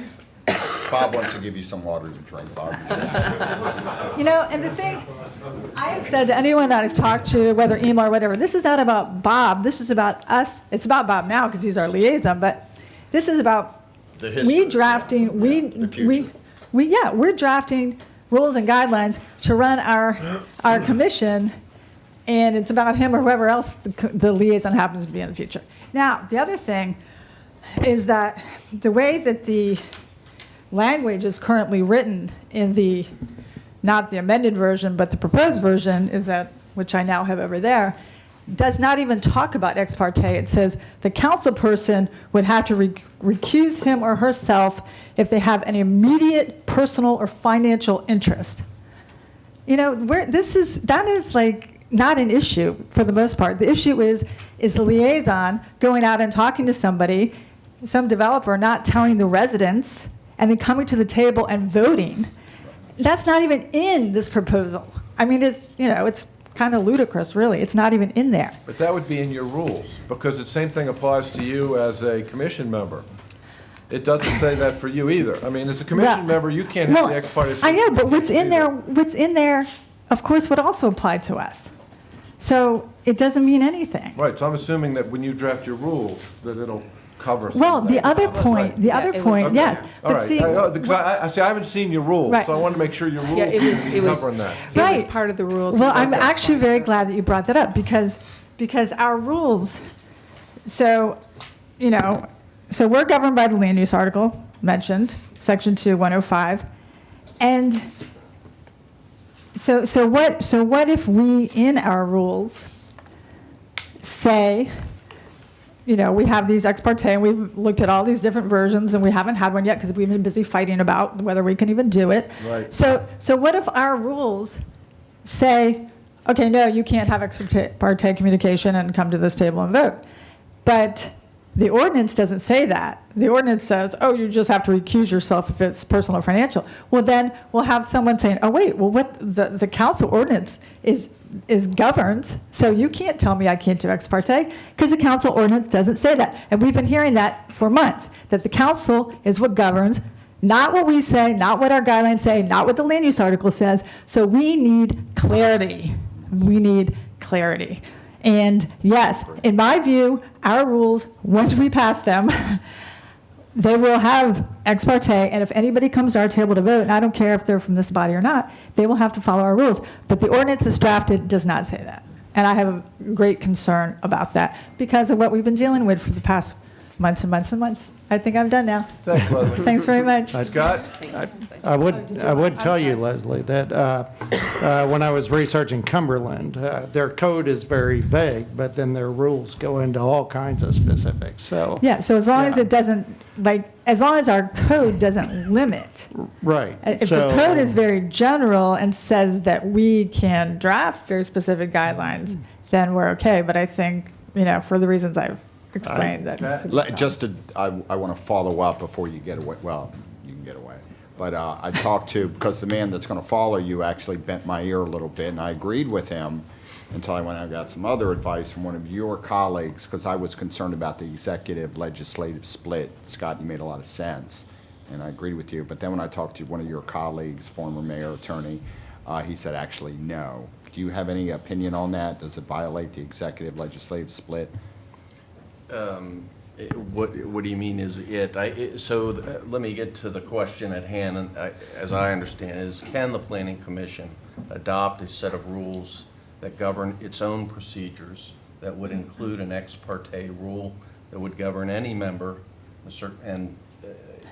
on it, including the town council person? And in my opinion, the answer is yes. Okay? Now, it's up to you all to fashion what that says and what the remedy is. I know a lot of people think that ex parte is an automatic ethical violation. That's not true. There are occasions when people are on the receiving end of an ex parte communication that they did not initiate or engage in thereafter. It's not the case that every ex parte communication would require a recusal. In many of the town codes, the remedy is disclosure. Why? Because what the problem with the ex parte communication, I'm talking about the stray one here, is that somebody has had a one-sided communication without the other parties who may be interested hearing it and having an equal opportunity to respond. So how do you remedy that? And the answer is you disclose so that others of a different mindset would have the ability to rebut it. Now, if the communications get pervasive, if it's between people who have very close ties, familial, financial, Can a series of ex partes become a point where it becomes a conflict of interest? Absolutely. And then it becomes an ethical problem to continue, to vote on that. But, again, to your point, I think that the Planning Commission is not only empowered, but mandated to have rules. When this was part of our talk, Bill's and mine, it is very prevalent to have a series of ex parte rules. Right. And there ought to be ex parte rules. Well, I don't disagree with anything you said. I just think that the proposed ordinance needs to be very clear and that it is not limiting us. And that's just because, and you've been there for some of it, that there's some definite disagreement on whether, and the ordinance that's proposed does not clarify that at all. Because, let me explain the language you're talking about, okay? So years ago, what used to be called Article 66B, now is the land use article, had a provision that simply said that a council person or member of the legislative body could serve ex officio. That's all it said. Said nothing else in the state code. So at some point in time, Maryland embarked upon taking all of these numbered articles and putting them into subject matter chapters. And for each instance, they had a committee who did that. So that committee, at some point in time, recommended to the legislature that they do away with the membership of a council person on the Planning Commission. The committee didn't say what their concern was or why. The General Assembly, when they went ahead and recodified this, and sometime after that actually, did not accept that advice. The General Assembly did not agree to simply say no liaison could ever vote. Instead, what it did is it enacted a statute that said they can, unless they have a personal and financial interest, and that language is now in the state code. So the reason that I, in the draft, put it into our code is because the General Assembly put it in their code. Now, could it be, and I've mentioned this to you, that the committee members weren't so much concerned about personal and financial interests, but were concerned about ex parte communications? Yeah, don't know. They didn't say why they were concerned about it. Could it be that the General Assembly did not address their concern? Could be. I don't know. Right. But just to explain, the reason the language in the draft says what it says is because the General Assembly stuck it in there. Right. Right. And I kind of agree with Councilman Husha. I don't think the concern of personal and financial interests is unique to the liaison. It's true for everybody. Right. And I don't think it's kind of superfluous in a way, because of course you're supposed to recuse if you have a financial or personal interest. I know, it's the only thing that we have to code. sign for ethics, is that, not whether we're out, talking to developers on the side. We don't have to sign anything about that. Now, sorry. I want to move on to Scott. We got Roxanne after you. Well, my question was to address the executive legislative split. Is that an issue? Well, I don't necessarily agree that the Planning Commission is a part of the executive branch. It is, in fact, in my view, an independent body that has at times, independent functions. But like this body, it has different functions. Sometimes it acts in what's called a quasi-judicial manner.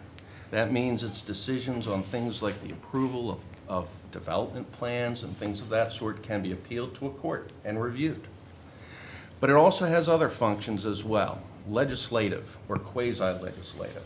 The Planning Commission under our code and at least implicitly under the state code is asked to review, for instance, as a legislative matter, as a policy matter, whether or not proposed changes to the zoning chapter should or should not be enacted, or to Chapter 98, which deals with subdivision plan review and site plan review, that is to say, development plan review.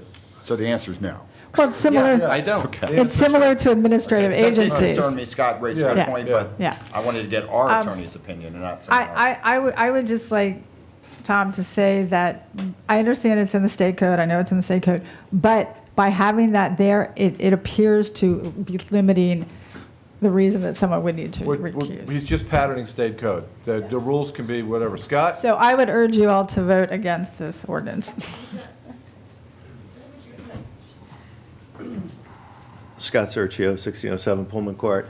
And you're on the planning commission as well? I as am the on the alternate planning commission, currently. yes. My concern was the separation of the government branches, and Mayor Pat addressed it. Leslie Valid Bruce- concern, thank you. It is, and I'd like to understand with a little more clarity.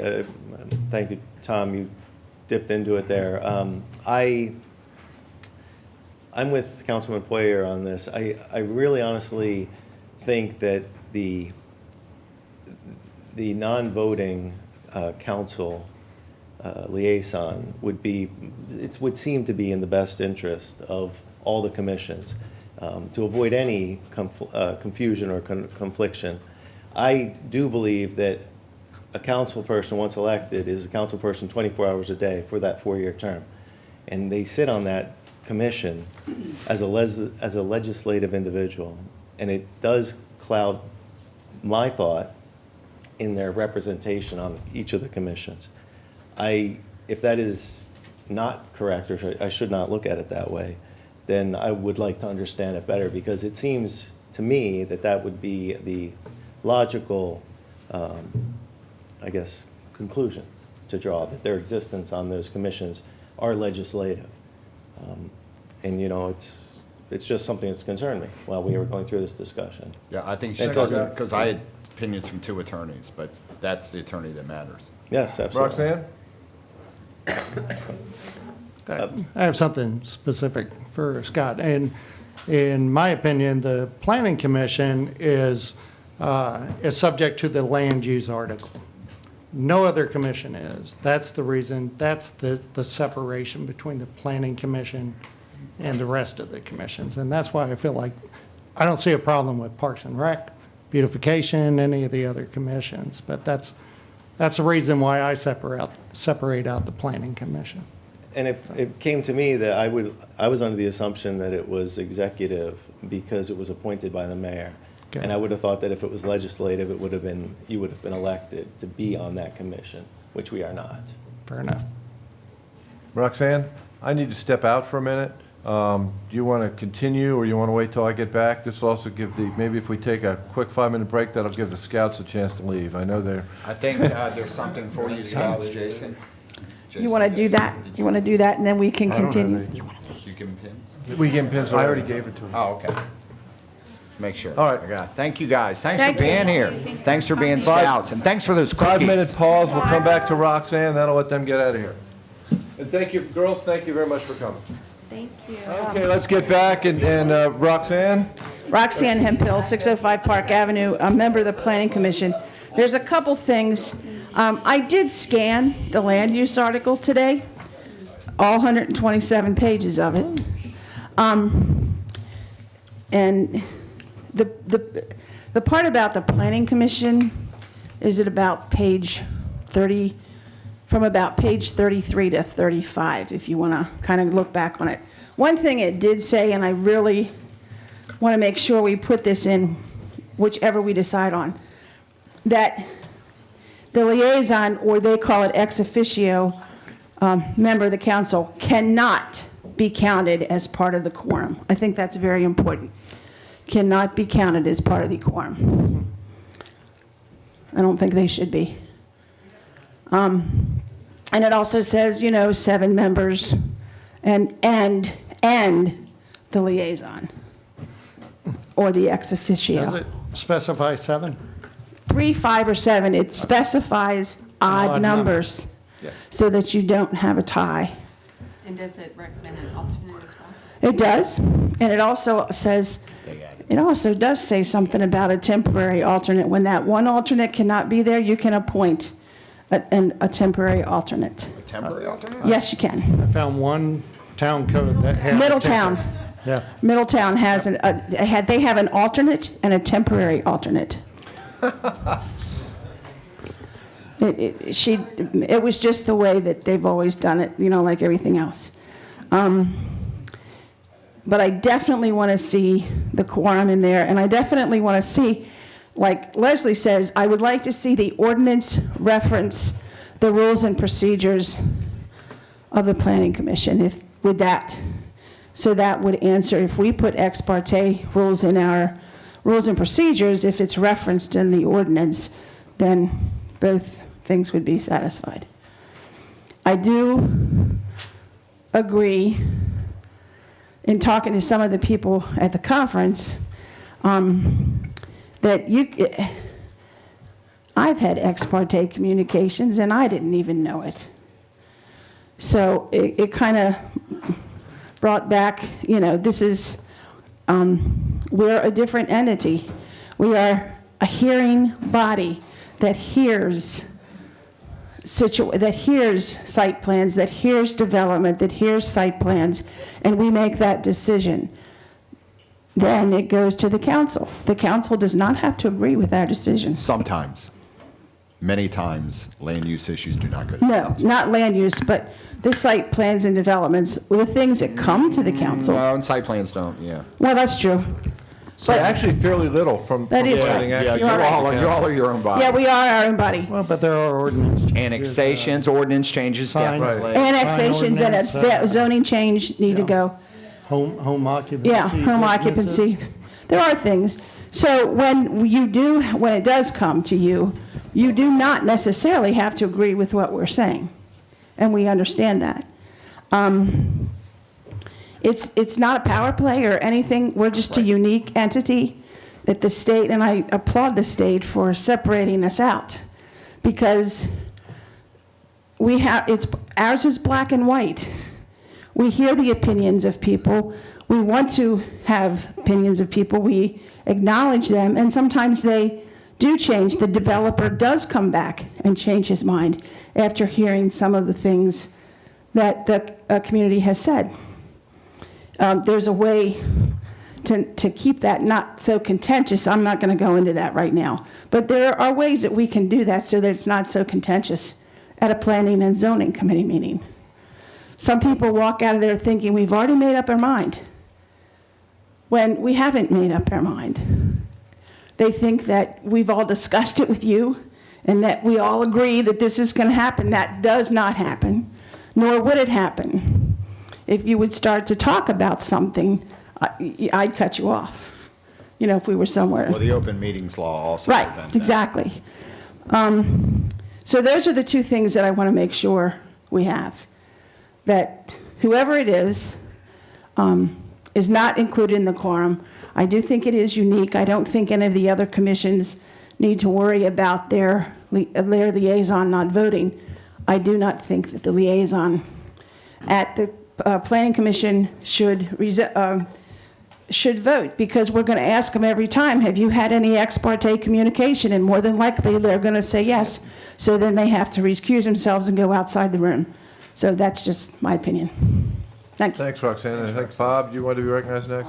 Yeah, first off, Tom. Bob? Thank you. Your microphone. Sorry about that. Thank you, Jason. Tom, this ordinance 2018-16, does it have anything about ex parte communications in it? Or is this just an ordinance to identify solutions to the problem of all liaisons not being, the practice is not in our code now? So this is just a practice of fixing all of that in each one of the commissions, not only the Planning Commission, but all the other commissions. But I don't know where ex parte communications is here. I see Streets and Roads Commission, members' terms and compensation for all.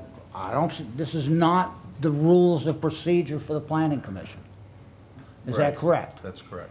Okay, so this is just to answer the questions of voting members of all the commissions. Yes, I mean, it does not mention ex parte because that would be a rule that the Planning Commission would. Does Larry's So you are not, No. the town council, you are not voting on ex parte tonight. You are voting on whether we make these commissioners, we have a practice, we have a way that we are doing this now, and all that does is codify it. All it does is it makes it law. okay? Because It puts a stamp of approval on the way we have always done things, exactly, okay? which I think is important. And it's terribly important, okay? So, that's basically what I have to say. Okay. And it seems that, we're being vilified, or I'm being vilified up here because I don't agree with some of the stuff about ex parte communications, because my job is different than the job of a commissioner. I'm elected, I'm not appointed. And my job description is different. I am supposed to talk to the citizens. Okay, we have 24 counties in Maryland. We have one, I think Baltimore City is not a municipality, and it's kind of a different entity all on its own. So we have 24 counties, one Baltimore, and 157 municipalities. That gives us 82 legislative bodies in the state of Maryland. And not one of them, not one, has a law on ex parte communications. Not one. So it's not that we're being, and Tom, is that right? Were you able to find anybody that had a law, an ordinance, a law, not recommendations in their Guideline? 66B? I don't know, I didn't look. Okay. I Well, didn't you- look for that. But those See, were coming out of Planning Commission. By rule. Guidelines. So we don't. Yeah, we- many he doesn't know. jurisdictions have ex parte rules. I don't know whether any codify them in their code, but there's certainly in planning commission rules. I think there's a common thread here that there's maybe some brutal agreement that you all are not aware of. I think Bob, in discussions I've had with him, agrees that things ought to be gone back and looked at. I've heard other people saying, don't vote on it tonight, look at it. So we're just trying to vote this in to satisfy what need. I know, but why are we voting tonight to satisfy that one need? If there are flaws, we can go back and look at it. Absolutely. Yeah, and without voting tonight, and unless we're trying to satisfy somebody to have this rules and procedures in line, it really doesn't have to be, because in my opinion, and I'll defer to Tom, we are not in conflict with the charter. The charter is silent on it. And we can go back and try to get this right and take our time. So I think that's the common thread, but Right you now, all we're decide. dealing with is Larry's motion to amend, which has been seconded. So and then after we're done with that, Go back to the first then motion. we go back to either voting for the whole thing or voting for it as it was originally. Roxanne? I just want to make sure that the town of Mt.Airy is protected, because, and I can't cite it, I do know that other jurisdictions have been taken to court, and it goes to circuit court, and it's an ethical violation. The ex parte is under the ethics of that. I don't want to say anymore. Right. I just. But that will always not apply, what you're Roxanne. voting on. Bob, hold on a second. That will always apply. I know. So that's right. so that's what we're trying to do. And I would ask maybe that you step back and take some time to think about this before you vote on it. Larry? Yeah, to Bob's point, first of all, nobody's vilifying you. I'm trying to make sure that whoever takes over as a liaison for planning in the future is protected. And just because it's the way that we're doing it today doesn't mean that that's the way that we should make this document look. If we can fix something along the way, we need to fix it. Okay, and by those, I think Tom actually sat down and did this when it was pointed out at a meeting several months ago that we did not have this. I think it came from the Planning Commission meeting, Mayor. It came to this body, and this is what we asked Tom to do. Okay? Yeah. Yes. Okay, this is what we asked Tom to do. Larry is Correct. absolutely right. No one at this table has vilified you. There was a podium speaker that did. I know. And that's unfortunate. It's not about you. You shouldn't be vilified. Everyone at this table has been very respectful, and I compliment Now, I everyone would at tell this you, table. I mean, I've sat at numerous planning commission meetings, and I've talked with you as we've gone through them, and numerous times, and rightly so, like I said, I'm not, Right. you pointed out some things that provide some clarity on things that could go wrong. And one of the things that can go wrong is that, as you've emphasized, your job as councilman is to go to Calvary Methodist and listen to all the people. And you talk to Doc Full, and we talk to all of these Right. people. That's our job, and we do it.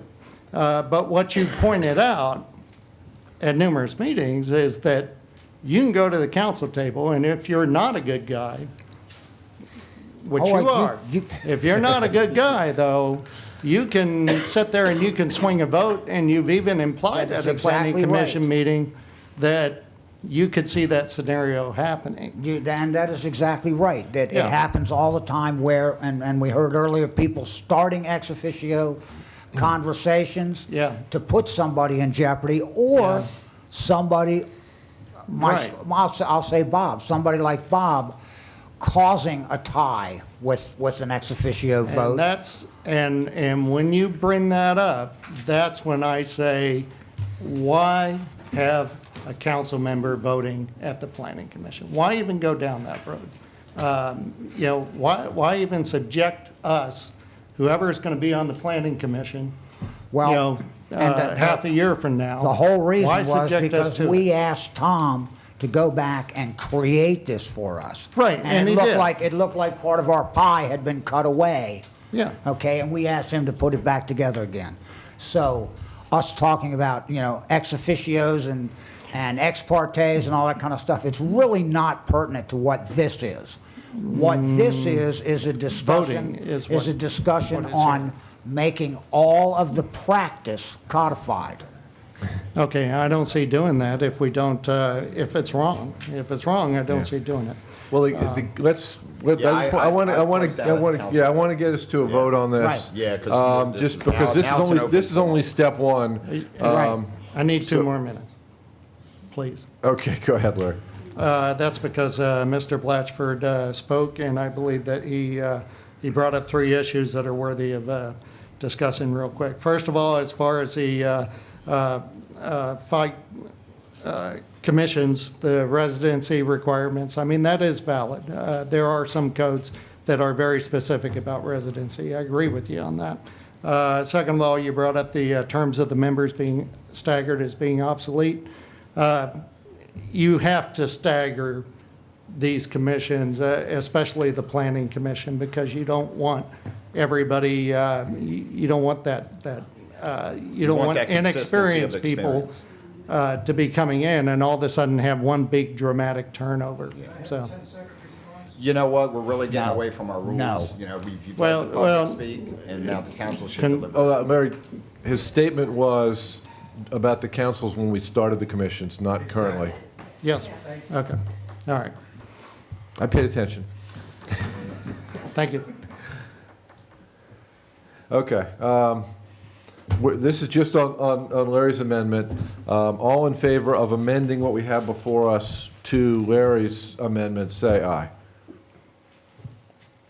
See two. All opposed, say no. Three opposed. Okay, so now we're moving on to the one that we have before us from last month. I will just say fairly simply, you know, if we want to change things down the line, I have no problem with that. I would like to see this passed only because it puts a stamp of approval on the way we've always done it. So what it essentially means is somebody can't come in and raise an issue with the fact that we allowed a council member to vote in the past when we probably shouldn't have. This puts a stamp of approval on the way we've done things. I want to see what planning comes up with, as for me, what they come up with as far as their rules. They'll come up with the ex parte. Clearly, there'll be some limits, but any discussion on the whole topic. And I understand where Jason's coming from. That's an interesting idea to think about just removing it from everybody.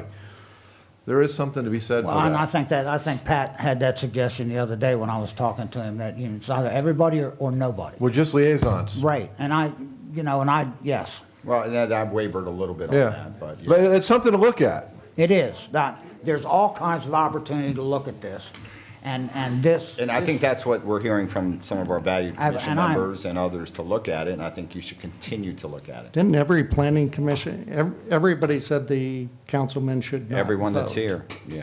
right? Council members? Yeah, that was their recommendation. Okay, all right, just want to make Well, I sure. don't think Bill said either way.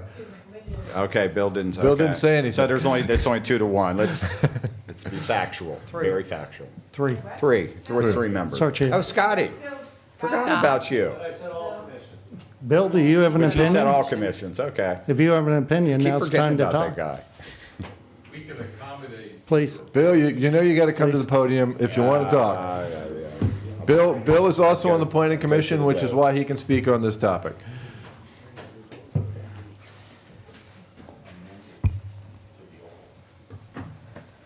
The more you look into this, and thanks to the presentation that Tom and I made at the conference on planning commission ethics and ex parte, and how different it turns out when you really start to investigate the roles and responsibilities of the planning commission are, the more you realize there are differences here. It's also true we could accommodate any approach. You can accommodate, and you can put disclosure, and you can put, whatever else you need to in place. You can accommodate a historical practice. That doesn't necessarily mean it's in the best interest going forward. Okay? That's for your decision to make. All right? The role and responsibility, the advisory capacity of your planning commission is very, very different than the tasking of all your other commissions. That's the essential context. We are charged by state code for equity to hear all of the public perspective, to be diligent to understand every perspective that's out there, and to not allow ourselves to be blind to any of them, and then to come back with our best representation of what did the community say and what is our judgment. It's a compliance kind of role. Because you make final decisions. That's the context Or the we're other coming from, commissions. okay? Right. That's why ex parte should not be a part of our consideration of the way we operate. Now, I'll leave it to you to interpret whether or not your liaison should be a voting member or not, okay? Bob, you look like you were fingering up. Yeah, there. that's one more thing. And I think, Tom, you and I were having a discussion one time, and Tom said there ought to be, I always give the example of me talking to Doc Full 6 years ago, and now the conversation that I had with Doc Full 6 years ago about Brittany Manor coming online is, it's here.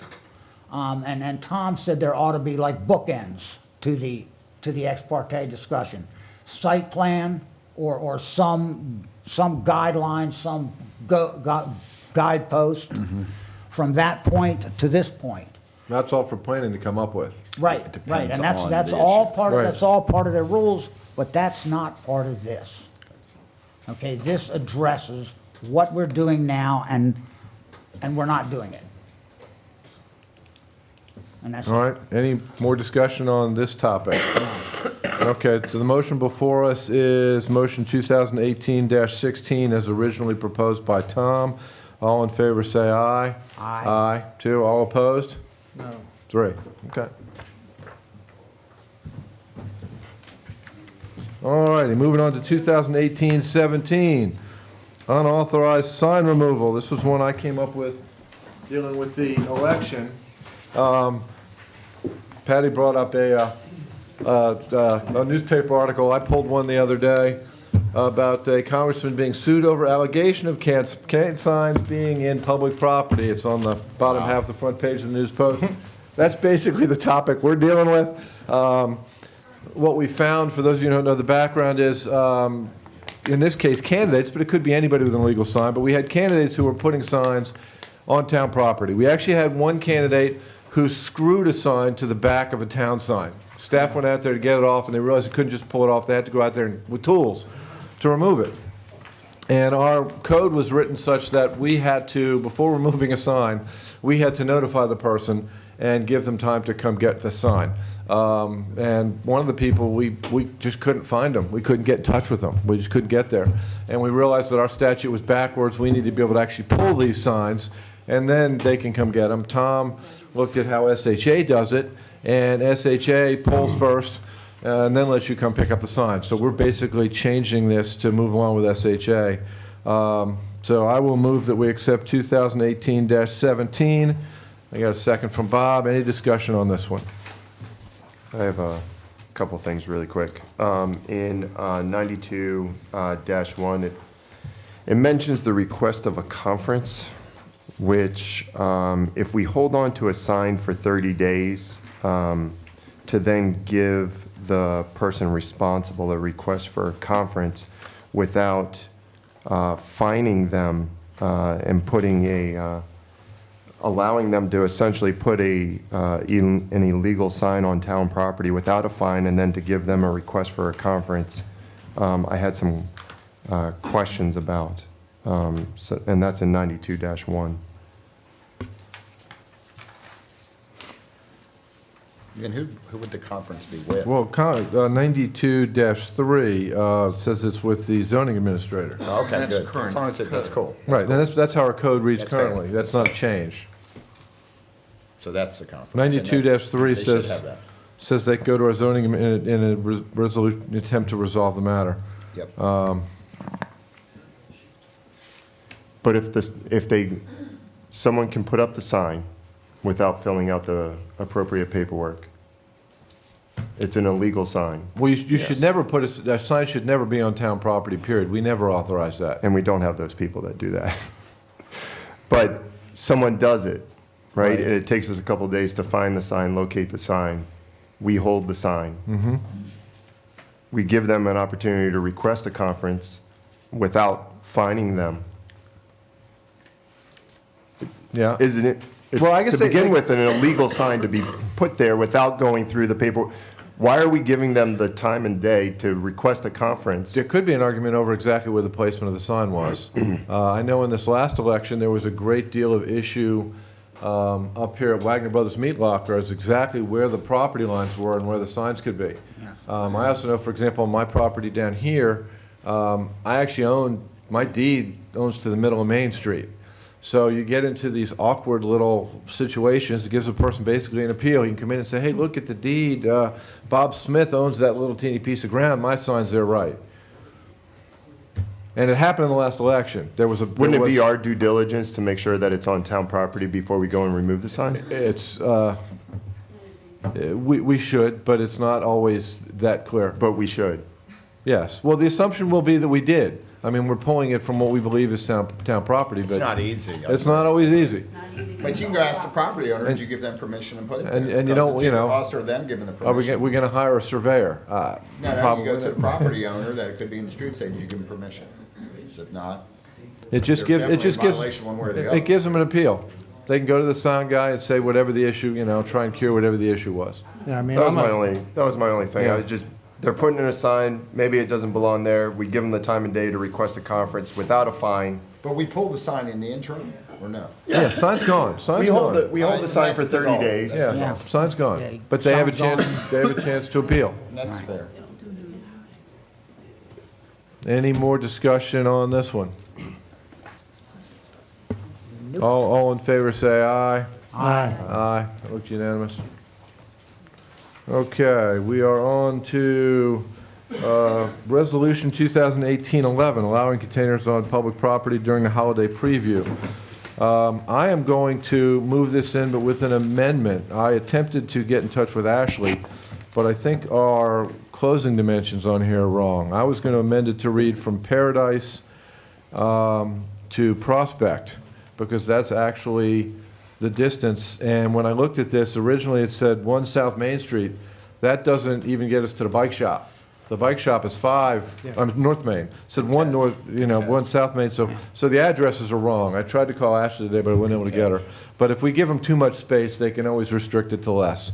So my one amendment is I'm going to move that we accept Resolution 2018-11 with the exception of that it says from Paradise Street to Prospect Avenue. I think that's what they're trying to do with all road closings now. Yeah. Calvary would like to be involved. Right, you and have several it gets it up to businesses. the store up there. So Right. do I have a second on that? Second on that? Any discussion on that, Larry? Yeah, my only question on it was, is the town drawing the temporary liquor license, or is it MAMSA? Whose event is this? I don't think one will actually, this is a form that we use, but I don't think there will be one drawn because no one's selling No it. one's selling it. Okay, It would, when you special go into a shop, you can get a glass of wine to sample. And I know I talked to, for example, the guys at the, at the bike shop. They've actually partnered with a brewery, and they're opening a bike shop in a brewery. in Columbia, and they were talking about maybe having some beer over there. And that was what flagged me when I looked at this one South Main Street. That's not going to get us to them. Okay, I understood. I still go to my question. Whose event is this? Is this the town's or MAMSA's or? It appears to be a MAMSA event. I don't know for certain, but I'm reading my holiday preview. Yeah, it is a It's a MAMSA MAMSA event. event, but the downtown Main Street It's a manager- combo with MAMS and who else? That's at the town, and most of it is being put together by the merchants who are participating. Okay. But when you say the town's role is just Ashley helps facilitate. Yes. So I would say, I don't know, the town is so. Yeah, Ashley does a lot of The work. town's role She is does closing. facilitating. We close the road, Pat. That's Yeah, well, pretty much that's all fine. we do. They don't have the authority. Right, we close the road. No problem, just wanted to know. Yeah, it's more Thanks. MAMSA. Any more discussion on this with my amendment? No. All in favor, say aye. Aye. All right. Okay. 2018-18, this is our second budget amendment for the emergency work over on West Ridgeville Boulevard. This is here for introduction. I will introduce it. Is that a second, Bob? Yes. Okay, we will have this one up on next month. Ordinance 2018-19, budget amendment for the elevated storage tank number 1 rehab. These were some change orders. This is here for introduction. We had possible emergency, Barney, so I wasn't sure if we needed to treat this as an emergency because we got bills we got to pay now, or if it can Wait another 30 days. wait another 30. Well, the bill's not in quite yet, so. Is this on the Okay. water tower? And they're still working on the logo. Okay, so I will just, So we could wait I will till next introduce it this month. Do I see a second? Yeah. Second from Jason. I just want to make a comment now in open session that the painting approval of the logo had to be performed in a timely fashion while they had the rigging there, could not wait for another 30 days. Under the charter, I actually have up to $30,000 approval, and I could have approved it. It was an $18,000 expense. I did not feel comfortable without polling the town council individually. We did not have a meeting. They were polled individually and answered individually, and with some varying degrees of what they actually wanted to see. It was unanimous that they approved the expense, so they'll have to be approved in open session, but I had to make the decision prior to that open session. Looks nice. So now I'm doing full it does look disclosure in public session, so everyone knows. But it's supposed to be on both sides, though, right? Correct. It's only on one side. Correct. They did a second coat yesterday And and, then- and, Can we, as soon as the can we weather make the other side clears. bigger? Or are they going to use the same template? Patty and I Same want it It's the bigger. same template. Patty and I want it bigger. Bigger letter. I'd like it bigger. We thought it was going to be bigger. Okay. I thought it was going to be bigger too, but Okay. Well, I would say it does look nice. prior But, you know- to next month, make sure a dollar figure goes in there. So, because right now it's a blank check. So, Oh, yeah, okay, yes, I have the dollar. Yeah, we'll get a dollar, we'll get a dollar figure in it next month. no problem. All right, new business, bond release, Wildwood Park, Section 6. I don't have one of those. I don't think I've got. While y'all are looking for that, I want to thank do Mr. Berman for allowing us to actually assist the seniors with putting a flagpole up on property that was not yet turned over yet. They wanted to get it up, Okay. and somebody else paid for it, so thank you, Mr. Berman, for doing that. Was this one in our packet, Debbie? It's not in mine. Okay, so we're skipping that one. Okay, road closing request, Main Street Christmas on December 1st. This is what used to be the Twinkling Santa Parade, correct? And it is the Santa Parade. Okay, all right. You moving it in, Bob? Yes. Okay, I will second that. Any discussion on this road closure, which we do every year for the parade? All in favor, say aye. Aye. All right. And we move on to reports. Mr. Mayor. Okay, the mayor's got a big report. All right, so we already did the tornado response. That takes out a nice page.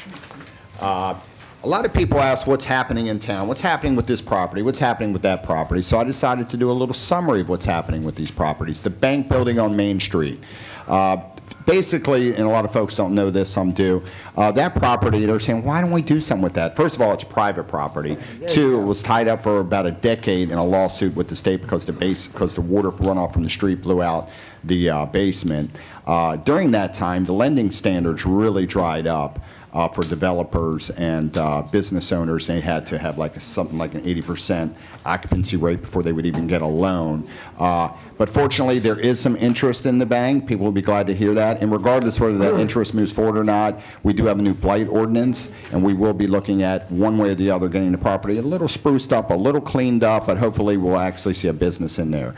The downtown master plan, the last committee meeting will be, or steering committee will be November 8th at 6 p.m. This is for the steering committee only. It's not a public meeting. They'll finish tweaking and putting everything together from all the shred recommendations, and then they'll set a formal time for the town council and the residents of Mt.Airy.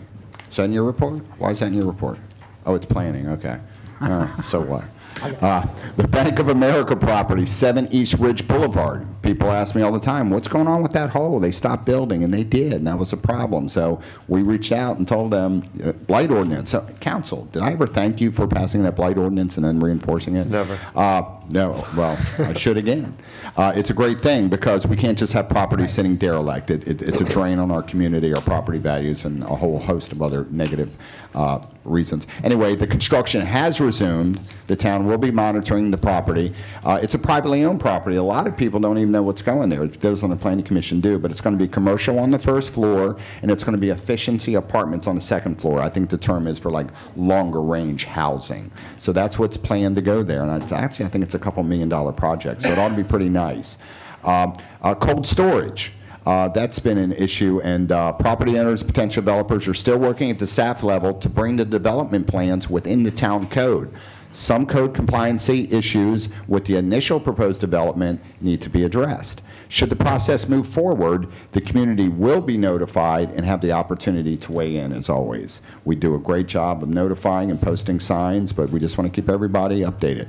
Marydale Gardens Stormwater Management Pond, that's that big construction project you all see by Safeway, and people are wondering what the heck's going on with that. I got a lot of calls on that, and, but anyway, that's a $1.3 million project. We are working with the Carroll County Commissioners to an agreement on this project. Thank you, Carroll County Commissioners, for setting that up. The Carroll County Commissioners received a grant of $425,000. The balance is $906,000. We are, and I say only responsible, it could be a lot worse, we're responsible for 20% of the remaining cost. Other than that, again, thank you to the Carroll County Commissioners. That's the definition of government waste. You can see that was, yeah, that's. It is what it is. Sewer, that is Washington telling us to waste money we don't need to waste. It's a state mandated project. That was a perfect stormwater management pond. Yeah, we don't have a say right now, but there's voting tomorrow, I believe. So anyway, just to let people know, that is the stormwater management project. That's the cost. We're coming in at 20% of reduced amount, which is a lot better than having the whole thing. Miscellaneous town information. We talked about the logo. Again, thank you to the town council. They're putting in. It's pretty exciting. We're highlighting our branding. It's just another example of what we can do to improve our small town without changing the small town charm. You don't have to grow and overdevelop to keep improving your town. You can do nice things for the town and keep it the same. I'd like to thank Dick. Told us about the ornament, but I tell you, that ornament is just drop dead gorgeous. It's highlighting the sign that I'm pretty proud of. Did your daughter design that again this year? Okay, Dick's daughter is a famous New York designer, and she has a role in that with the beautification committee and Tina. And we just thank your daughter so much for that. And these ornaments sell out. People love them. They cherish them. And just thank you for that. And as Dick said, they're available. Upcoming events, as you all know, or maybe trying to avoid, I don't know. You all are usually out there. The train station and the caboose. Am I stealing your thunder again? No. Okay. On Saturday, November 10th, that's this Saturday, it starts at 9 a.m. Anybody in town can come out and help decorate. This year, town staff will be there because nobody wants to see me climb up on the roof and potentially fall off. And Peter was doing some crazy things, too. Family Day downtown, November 17th. From 11 to 4, the kids' activities, and it's going to be a family event hosted by St. James. Small Business Saturday. You going to touch on that? No. Small Business Saturday, all day. Let's support our small businesses. Enjoy the excitement of shopping small businesses on Main Street. And we got Hipsley as another small business. The tree lighting November 30th, 6 to 7. It says subject to change by MAMSA. I didn't know y'all were in that, but I okay. thought that was, so that's going to be a different night than the Santa Parade. Is that right? Subject to change by MAMSA. Yeah, so we'll look at that, but let's Yeah. put it on your radar for November 30th. I'm going to go, you're going to do the business card exchange. You're also going to do the MAMSA meeting, Bob? Yes, I am. Okay, I'm going to leave it on that. Park survey, Larry's probably going to touch on that, but we have one coming. I'm not going to read that. He can touch on that. It'll be in my written report that goes in the paper, but I won't touch on it tonight. Hipsley Collective, are you going to touch on that? No, I did last month. Okay, well, it opened on October 18th, and it's for the first weekend. More than 500 people went through that unique store. Hipsley was a joint effort between private, public, and nonprofit organizations to fill a long-term vacancy and provide economic opportunities. To date, Hipsley hopes 14 small businesses in a 3-month incubator project, including 4 of Mt.Airy Main Street's farmer market vendors. The future of this project will be reevaluated after that initial phase. We want to extend gratitude to Joanne Sapp, owner of Deja Vu, Pamela Reed for her vision as the Mt.Airy Main Street president, Donna Marie Needle as EDC chair, who along with town council members have been very supportive of this project. Thank you, Town Council, and especially Councilman Bob King, who I've seen speak up at the meetings, the MAMSA meetings, in support. Also, a huge thank you to those who helped physically set up this project. Dan Horzaba, gosh, I can't get his name. Aubrey, I think it is. Yeah. Somebody help me here. Yeah. See, this will get people talking about his name more and more.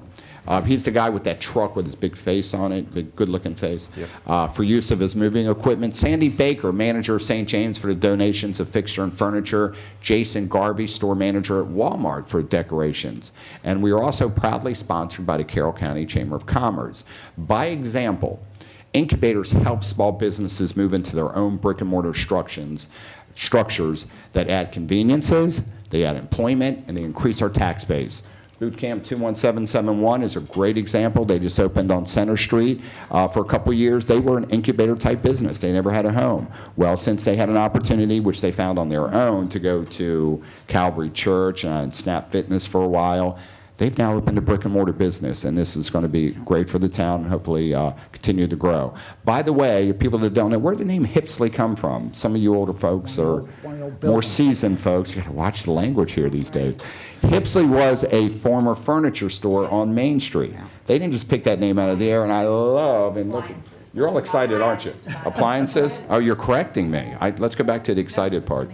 But it's really great to pay homage and respect to our history, and they did that with the name. It's just a beautiful thing. I have a public service announcement for the public. This will go in the written report, that the first Monday of every month, unless it's a holiday, we have town council meetings at 7:30 p.m. It's televised on channel 23 in Carroll County. You're encouraged to come on in and witness your local government and work and have a say. Volunteer opportunities still exist, although, Patty, I think we filled your commission up. So there's a list here. And let me see, the Mayor's Community Forum. I want to get with you for scheduling, because November 17th, I can pull watch, double duty at the Caboose, November 17th from 10:30 to noon. I'll hold the Mayor's Forum there and also keep the Caboose open. Everybody's invited to come by for an informal chat, and I think we have a list of nominations. Yes, you do. Or recommendations for the Town Council. Ryan McCulley to Recreation and Park Commission. You have to change that. It's actually not right, is it? It is right. It is right. It's commission, not board? It's a board. It's a board. Yeah. Okay, so you want to say it right again? I think it's the Board of Recreation and Parks. Ryan McCulley Board of Parks to and Parks. Lucy Regal to Streets and Roads Commission. She wanted to be here tonight, but she had a conflict. Lynn Galletti to Streets and Roads. Susan Harbison to Streets and Roads. Mark, I know you're looking at me and saying, where am I at? Mark, you're already on a commission, and these 3 people got to get in. You'll be next in line. But we had to do some juggling around to best serve the community. You good? Okay, Mark's okay. I will move we accept the mayor's appointments as recommended. Bob, is that a second? Any discussion? All in favor say aye. Aye. It was unanimous. Okay. We approved your picks. Thank ready? you. Is that it? Patty, you can go have that meeting now. Larry, I still have 7 things left on my report that All nobody's right. given tonight. Would you like to give those? Bob? Would you like to go first? Yeah, Bob, Larry, you are next, Larry. Beautification, Parks and Rec, Larry. Can we let Bob go so he can follow up while you're No, I'm organized? You good? I'm Okay, all right. Gina, I'm going to put you on the spot on that survey, so pull the mic down. Tell us about the survey. The survey is available online on our Facebook page, the Mt.Airy Parks Facebook page, as well as the town's website under the Parks and Recreation and Parks Department. It's been confirmed it's recreation first, not parks. Thanks to Leslie Knope, who everybody thinks is Parks and Rec, but it is recreation and parks. So it's in 2 different places on the website, and I'm meeting with Melissa tomorrow to get it, to see if we can work it out also on the homepage, so we'll get more visibility. I haven't really posted it everywhere on Facebook, but we've already had 42 responses. We've seen a lot of interest in an amphitheater as well as the inclusive playground. But I'll have more detailed reports when we get more responses. Thank you. Okay. Thanks, Gina. If I just dovetail shortly, we took down the skate park for safety reasons at the recommendations at the Recreation and Parks Board. We took it down, and this survey is also going to help us get the community outreach we promised to get to what should go back there. And also, I haven't posted any flyers yet. I have one designed, but I'm speaking with the schools to see if we can get that out in the schools as well as posted at the parks and around town. Okay. All right, so to finish up the parks thing, I'll nail it down to the one issue at hand. And what I was asked to do by the board was to come here and let you all know what the board is seriously thinking about recommending to the council and moving forward with. We had a group, Ava's T21 Foundation. 2 members came, one of which everyone knows is Pam Reed. The other one is Maggie McKelvey. They came to us willing to put in a significant amount of time and investment toward utilizing the footprint of the skate park to build an inclusive playground that's ADA compatible, not just for the kids playing in it, but for parents who want to, who need that ADA compliance to come and play with their children, as well as a pavilion on that footprint as well. And I'm telling you this in an open meeting in case anybody's got any issues with it, because that might be a recommendation coming from the Parks Board. So feel free to shoot me an email, or even better yet, show up to the Parks Board meeting. I actually have a slight concern. I want to make sure that we don't make recommendations without getting full public input. And I know Okay. they said they're leaning that way, but I don't want to give the impression to the community that we're already making decisions before they're getting their input. Yeah, Okay. and that's fine. I'm And just we telling are. you. That's, Gina announced the survey first. Yeah, Okay. but I'm telling you, there's a group that's showing up right now. So Beautification Commission, we've already talked about the decoration. The other big thing going on there is the Kiwanis Club showed up at the last beautification meeting.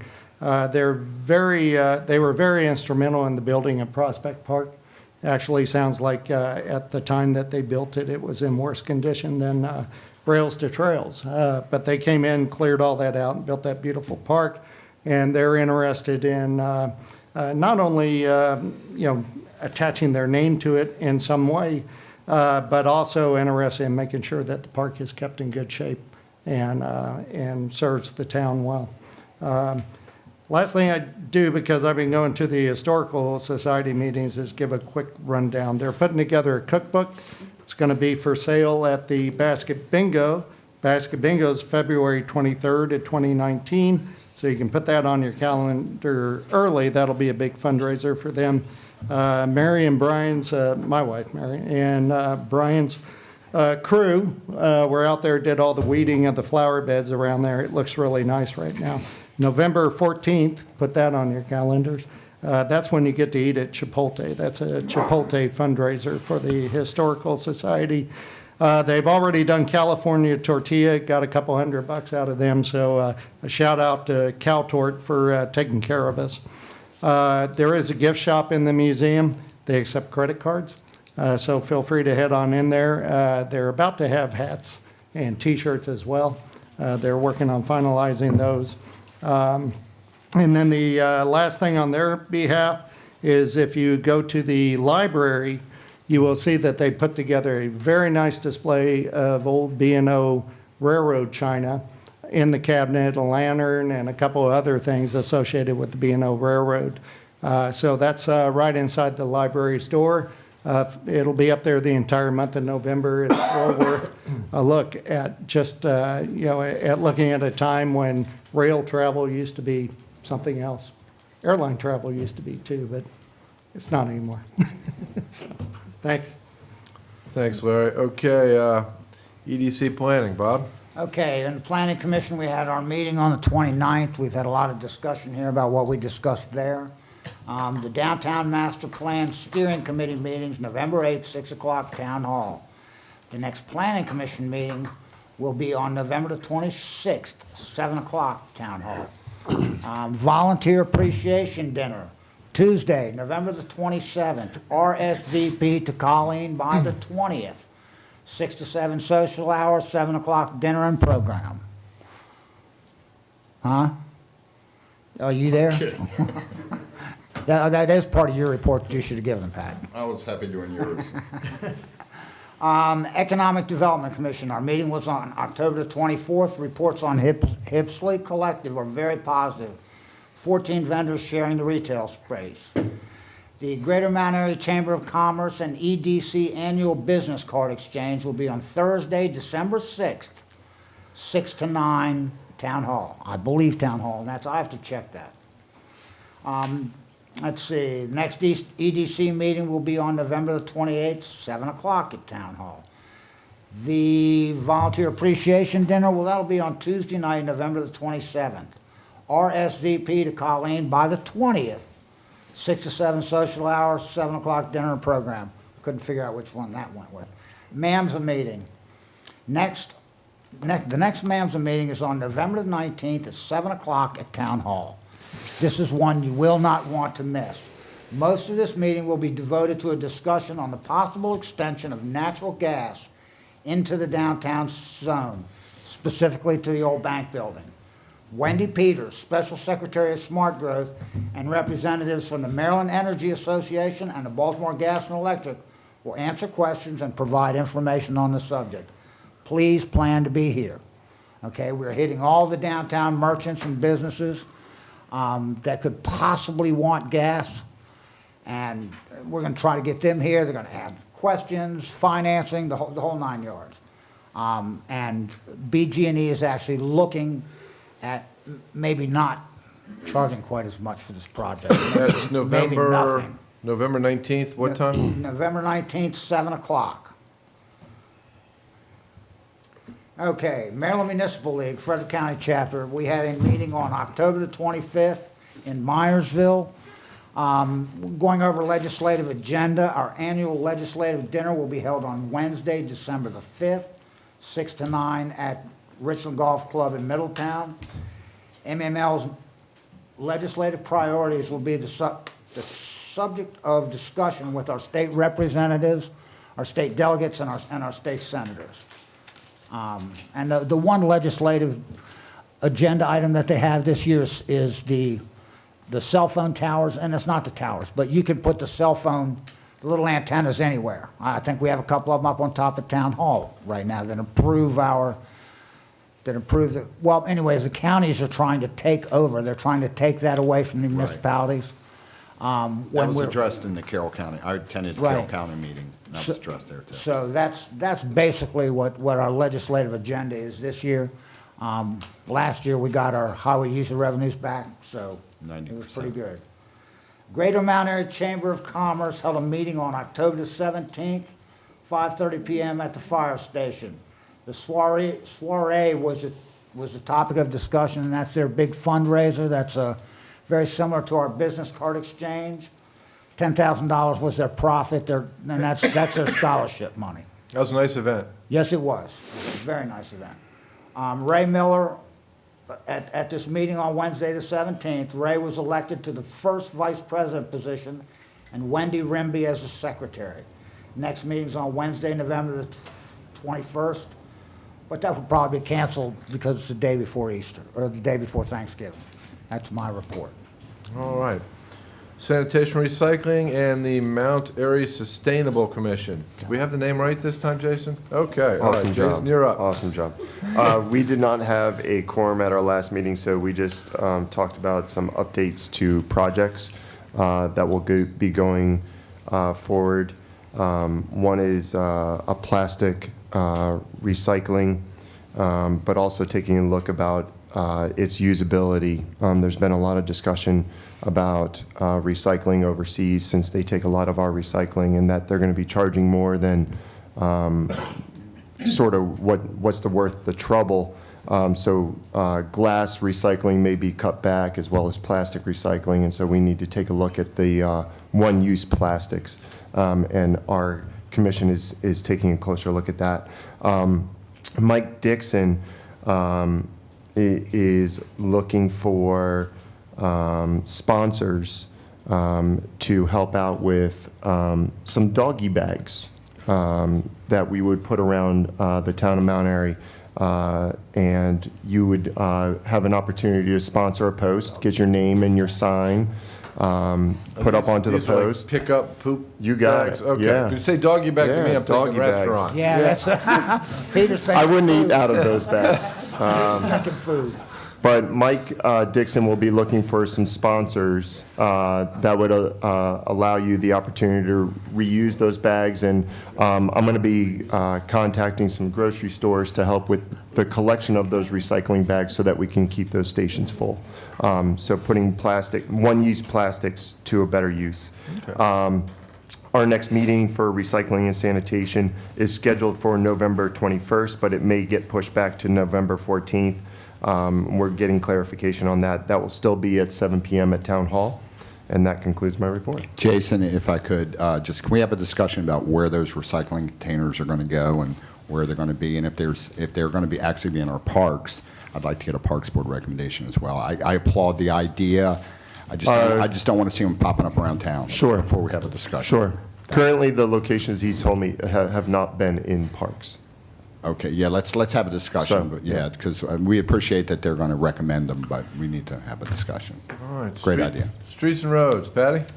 Okay, well, we were supposed to have a meeting on, I think it was October 25th. That got canceled because nobody could attend, and we only had about, I think, 2 people at that point that Yeah, you was on picked up a commission. bunch today. Yes.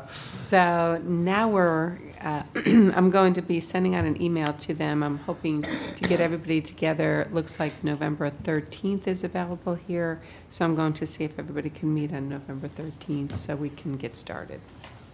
All right, water and sewer.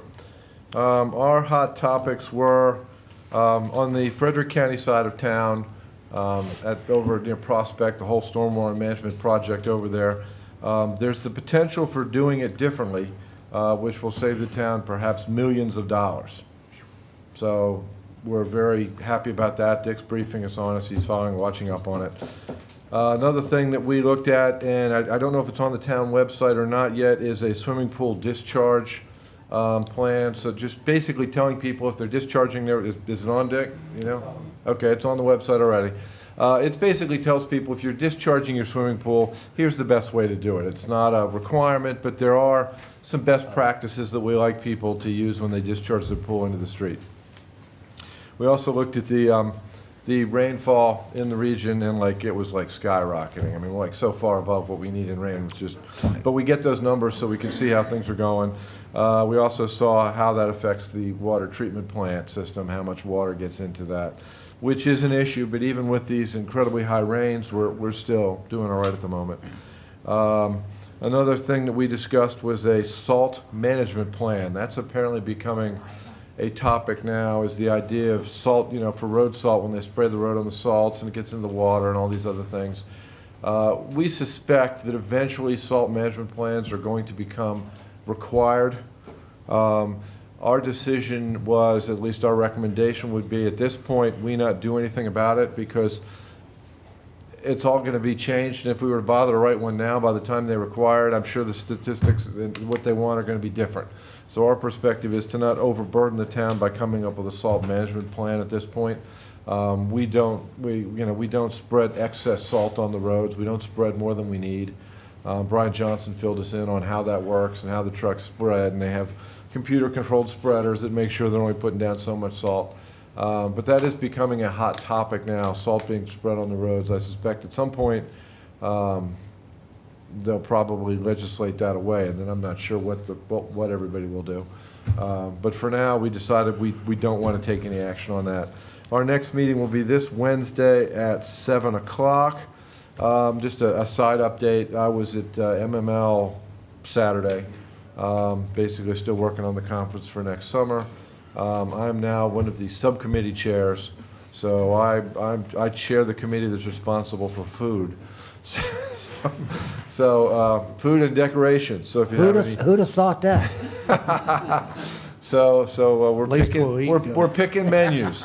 We're picking menus. So that's picking menus and program stuff. So up next, when Monica's not here for town administrator report. Although, see, where I'm sitting here, I can only see the top of Gina's head. And I keep thinking it's Monica there because the hair color. I thought it was too. Yeah. She was supposed to give me the report to read. Okay. Did she give it to me? Oh, let me do it. Oh, town administrator report. I was sending Patty an email. There you go, There you Patty, go. you just got an email. So I'm thinking salt may be something that Streets and Roads may want to also look at, because you have Jen on there, and she's a professional, and I didn't hear the context for the texting. So we have filled our last town hall vacancy for a permits administrator. Deborah Clinton will be starting in mid-November and will work closely with John Breeden, our community planning administrator. I want to thank our staff people that worked incredibly hard all summer without fail to make do without a full staff, because remember, we did a conversion, but we talked about it during the election. There was a huge conversion. We just completed that conversion. That being said, we have 2 seasoned members that are due to retire within the next year. And we'll talk about that later, but we did convert over 4 employees. That was a big turnover, and we lost our assistant engineer. So it ended up being like 5. We'd like to thank Charlene for keeping us within budget, and Mayor Pat for supporting the town hiring the very best applicants for vacant positions. Greatly appreciated. Actually, it doesn't say I, just know she did say that. The construction of the Marydale Garden. He's reading Monica's report. He did not say that. Yeah, I already touched on the Marydale stormwater management ponds. We'll let that go. The Downtown Steering Committee, already touched on that. We'll let it go. Hipsley, already talked about that. We'll let it go. All right, that good. completes her report. Town attorney's report, Tom. Over the last month, I worked on Councilman Hushhour's amendments to ordinance 2018-16, reviewed the lease provisions for the pop-up or cooperative space that for the holidays. Also revised the signs ordinance draft at the request of the Planning Commission to comply with Supreme Court precedent, specifically a case called Reed in 2015. I also worked on some enforcement issues. I reviewed the CGI video stream proposal that's being streamed onto our website, I believe, or at least by link. Worked a little bit on the Green Tree matter, as well as the Prospect Place matter, co-presented with Bill Butts at the MPCA annual conference. Also, consistent with your instructions to me at the last meeting, worked on the CSX. I don't know if that's what's anticipated in the closed session, but if so, I'll save that for Okay. that time. So we need a closed session? If you've We have drafted it yes. on here in case we need it, that's Okay. why. Yeah. Okay, so we'll do that. It won't at the end. take long, though. Okay, Tom, I will burden you with one thing that has come up based on this meeting tonight. And if you want to research it and get back to us, that's fine. Similar issue came up a number of years ago, and Judge Titus and I actually were split on how the town should handle that. But given what took place today on the voting, as far as council members voting, since we did not vote to approve that, will the town follow what the practice was in the past? So in other words, for the next few months or going forward, what does the council do? And I'll leave it up to you as to whether or not you want to speak on that, or you want to get back to us on that. Let me look. I knew that question was coming, so let me take a look at it, and I can give a response to you. Okay, and that would be a legal opinion coming to us, so that would not be an Open Meetings Act violation, because we're allowed to give, just to clarify, everybody, Tom will email us an opinion on how that works. And if I might, I think it should copy the planning commission as well. That makes good sense, yeah, makes good sense. But the question is, that I'm really asking is, can any of us vote now on a commission? Right. Which, since we voted that down, which way do we I would go? think since you haven't changed anything, you I just do will wait. what you were doing last I'm week. waiting for Tom's opinion on that. So, let him go through that. Okay, Town Code Enforcement Officers Report. I don't remember whether I got one from Dave or not. We got one, okay, it was in the packet, okay. Okay, I will move that we go into a closed meeting under 3-305B3, consider acquisition of real property for a public purpose and matters directly related thereto, which would be rails to trails, and also to consult with counsel to obtain legal advice on a legal matter. I will move that. Do I have a second? I think I'll go with Jason there. All right. Hushhour. Yes. Washabaugh. Yes. King. Yes. Purrier. Aye. Held. Aye. Okay. And fill this out. We're adjourned when we're done with that. Is that in agreement with everybody? Yes. Okay. Yes. All right. So we will take a 5-minute recess, let everybody clear, and then we'll have our closed meeting.